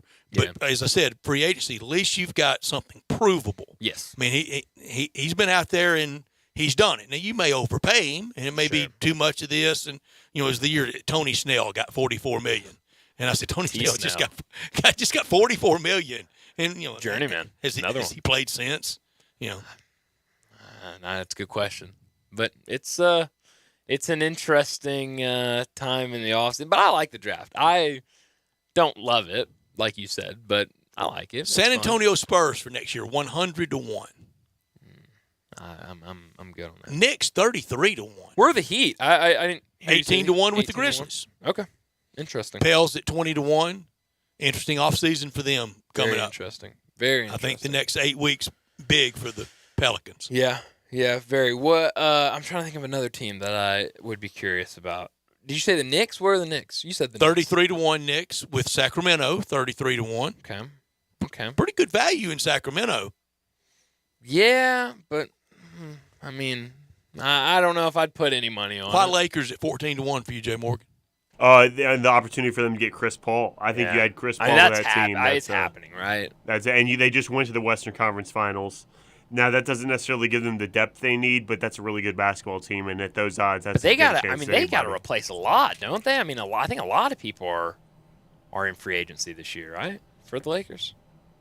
Maybe. Every year I ask this question, and I can't find it anywhere. I would love to know from one opening night roster, from opening night October of 2022 to opening night October of 2023, the percentage of the same roster intact from one opening night to the other and how much it turns over. On like any team? Around the league. I'd love to see every team. Cleveland's returning 38% of last year's opening night roster. Yeah. Do you think that's out there anywhere? Yeah, absolutely. Yeah. At the beginning of a year, I think it is. I think a lot, and I mean, some teams It's return more StatsMuse. I like that site. Yeah, I'm sure there's a lot of places that would have that documented. I would think. Certainly at the start of the year, maybe not readily available throughout the season, but certainly at the start of the year, I'm sure that stuff is reported. Probably in one of those like Lindy's at preseason magazines or something. Speaking of my college football one right here. I'm envious. I got both. I got Athlon's in here in the bag. I can pull it out. Just go ahead and rub it in there. That's so mean. Jay Morgan walked me off the cliff of buying the pro version, the pro model of this. Why? Of this magazine. I love the pro version because he made a good point. And my favorite thing about the pro version is it shows all the assembled assistant coaches. The staffs. I have them both right here. And he made a good point, though. I mean, the NFL is so covered, and it's so. We got a network dedicated. Yeah, to it. I mean, you can get all the information. I always you want need. more. That's fair. You're a more person. I do like more. I But guess. Brett, for $12 additional, I don't know if I really needed it that much more at the time. So we just opted for the college version. I think I like the Lindsay's. The Lindsay seems more better. Lindy's, right? Lindy's. What was I saying? Lindsay's. May I show you my favorite part of Lindy's? Please. I think it's better. I hate to touch without actually owning. No, I agree, please. Brett. I go to the last page. That's What's on my last favorite page? part Let's see. every year. All the different covers. A look back. That's my favorite 5 part. years ago, 15 years ago, 25 years ago, 10 years ago, 20 years ago, and 50 years ago. 25 years ago is Tennessee national champs. That's right. Feels like 98. Guess where I was, Bryant? Right here. You got it. Final AP top 5, Tennessee, Ohio State, Florida State, Arizona, and Florida. Feels like 98. Feels like 98. Arizona was 12-1. Tell you what else, that came out the Monday after they played their bowl game because they respected the art of college football. That might not have actually. The BCS hadn't started. 50 years ago, 73, John Cappelletti won the Heisman. National champ would have been. In what year? 50 years ago. 73? 50 years ago. 73. National champ, Oklahoma?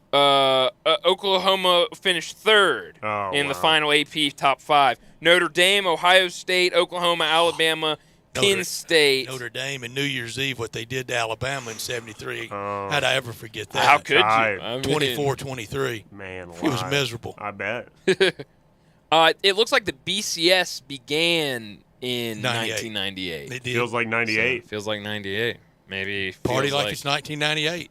Had a song like that, didn't we? That's 99. Oh, sorry.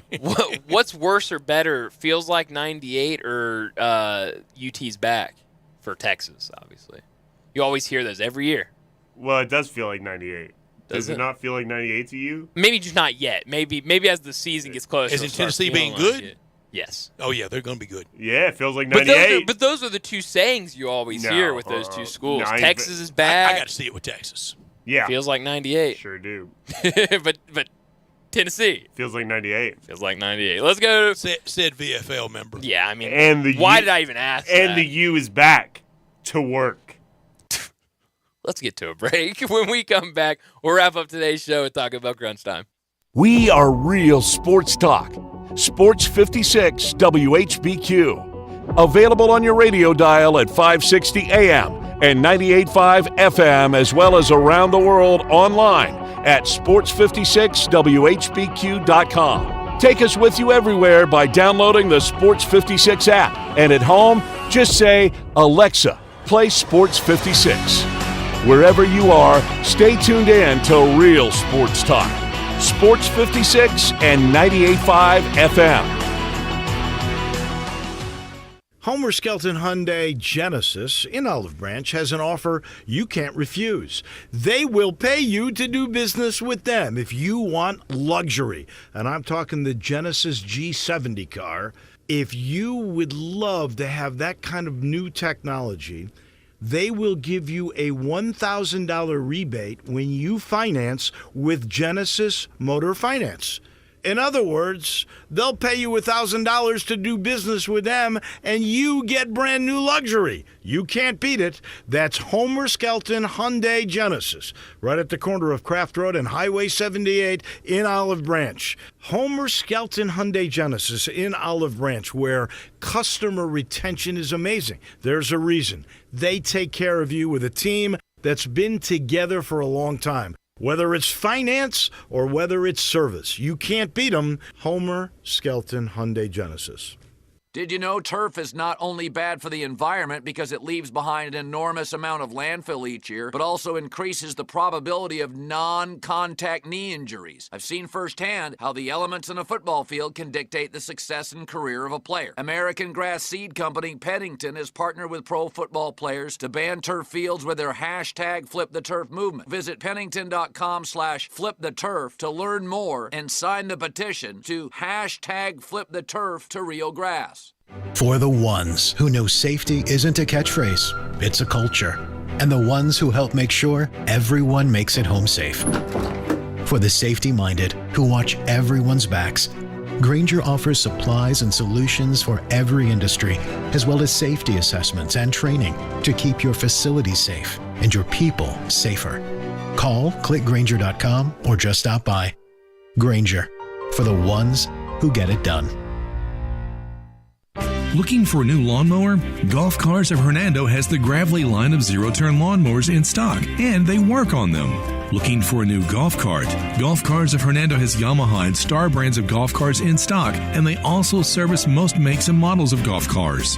Financing is available with applicable credit at Golf Cars of Hernando. Call today, 662-429-1566, 662-429-1566. Golf Cars of Hernando.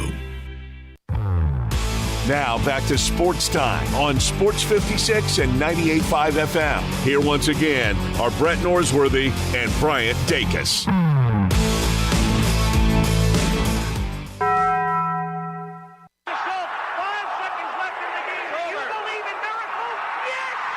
Go crazy, folks! Go crazy! This is Geraldo. It is crunch time. You are looking live. In your life have you seen anything like that? Goodbye!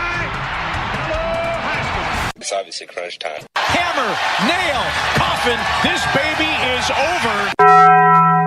The double steak grilled cheese burrito, so good. Double the steak with nacho cheese sauce, seasoned rice, red strips, sour cream, and the 3-cheese blend wrapped inside a warm flour tortilla, with even more 3-cheese blend grilled on the top. The double steak grilled cheese burrito, it hits the spot now at Taco Bell. And at Taco Bell, when they say they are feeding people's lives with unexpected good, they mean it. Bowl food you can't get anywhere else. So my top store, or not. That's okay. Geez, weird. Take 2 hours late. Take two. Good Lord. What I learned today, we talked a lot about college baseball this week, regionals, super regionals. But one of the big stories coming out of regional play was Indiana State advancing to the super regionals, but they aren't able to host the super regionals, even though they're the seeded team. But it came out that the reason behind that is because this week in that city, they are hosting the Indiana Special Olympics. And so that they don't have enough hotel rooms, they don't have enough space, they're using a lot of these facilities.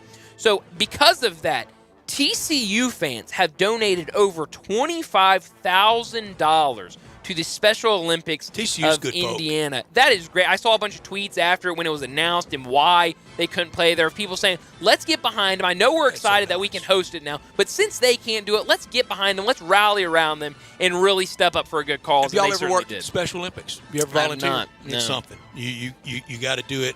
I used to do it quite often. I haven't in a while. It's very emotional. Everybody gets a hug. Mm-hmm. I think it is the Kennedy family's lasting legacy of what they did with Special Olympics. What I learned today, I'm very concerned about the future of our PGA Tour stop. Don't want to overdo it, but I think it is time to be a little bit concerned.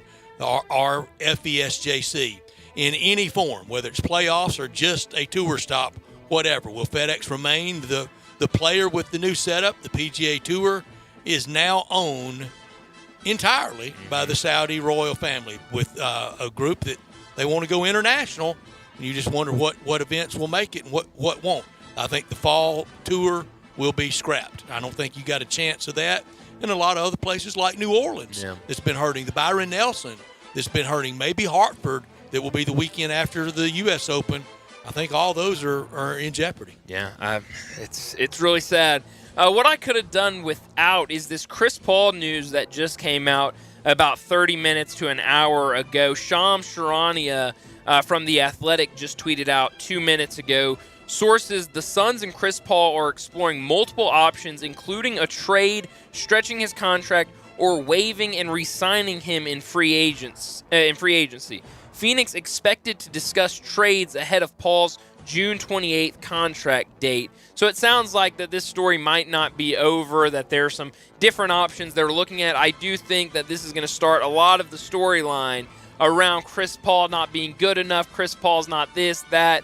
But ultimately, I think if I had to kind of put a bet on what happens to him next year, I'd probably lean to we probably see him in a Lakers uniform. What I could have done without, I don't think it'll ever be a movie quite like Jimmy Stewart and Mr. Smith goes to Washington. But this week, SEC officials and coaches and a lot of administrators all in D.C. lobbying Congress about NIL legislation. I can't think of a worse idea. What are they going to do? Lean on Senator Tuberville for help? If Tommy Tuberville is the answer in D.C., then you know the question is simple. Yeah. Where are you beaming tonight? I can do a Jimmy Stewart impression, by the way. Please. I'll save you all me doing that right now, but it's one of my limited I wanted Rory McIlroy earlier today, and you couldn't do it. I can't do Rory. If you can't summon up Rory, you can't do Jimmy Stewart. Yeah, well, that's you fair. do I Smoking can't do Old Lady. That. No, chain smoking old lady. Chain smoking old lady. Excuse me. That's a band. Not different from just smoking. Essentially, that's why I'm able to do it so well. I think. Beam me up to South FLA for Game 3. Winner goes on to win it 80% of the time. It's a must, I think, for Miami. More for Miami a must than for Denver. But I'm going to AutoZone Park to baseball tonight. Yeah, you are. Jay Morgan? I'm going to go to Boulder, Colorado tonight. AEW Dynamite. Watching some wrestling tonight. Are you getting in the ring? No, I'm just going to watch. I'm just going to beam and watch. You can beam into the ring. We can make that happen. I could beam into the ring. Is that Dustin's outfit? Was that where he was traveling to? No, he is going to LA. What wrestling is he in? The Memphis Championship Wrestling.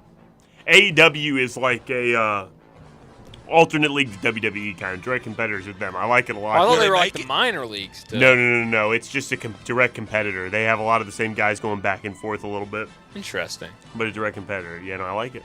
When was the last time you've been to real wrestling? Never been in my life. Bryant? I've never been. Never been. Brett? Oh, I went a lot.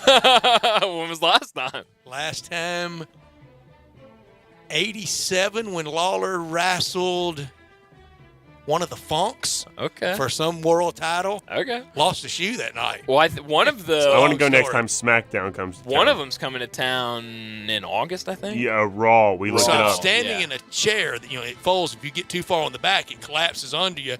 And when it did, I saw my shoe fly over my head. I thought you were going to say you were sitting in a prop chair and they came over and had to push you out of the way to slam it on somebody's back. Night. I will beam to, how about Truist Park in Atlanta for Mets Braves? That game got interesting last night. The polar bear, after hitting a home run, yelled, throw that again. And then did. They did, and he struck out, I think, 3 more times. Yeah. So that could be a fun one tonight. I'm going to watch a lot tonight. I'm going to keep an eye on everything while I'm at AutoZone Park. But Miami's 3-point shooting, how much zone tonight for both teams? And how much for Jokic when he scores 40 or more? They're 0-3 in the playoffs. Over or under at 214. What do y'all like on it? Under. Yeah, probably under for me. I think big under. Yeah. I like it if it's an under. I like these kind of some of these games we've seen. 93. Give me a game like that. I would love that. I think another thing to keep an eye on, you talked about the three-point shooting, but how does Denver contest that? Miami has shot the ball really well on uncontested threes, and it's really given them an edge. If you're Denver, you gotta limit those open looks for them. We'll see if they can do that tonight on the road. Any hope for the Cardinals? Sure. I don't think so. Why not? Oh, you like the Nerfy? I heard you say that earlier today. That's no runs first inning. Nerfy. For those who aren't up to speed. I'll also watch Ellie De La Cruz again tonight. See if he can have another impressive game. It was a good debut for him, so we'll see if he can do it again. But that'll do it for us. Enjoy your night. Plenty to watch tonight. We'll talk to you again tomorrow afternoon at 3 o'clock.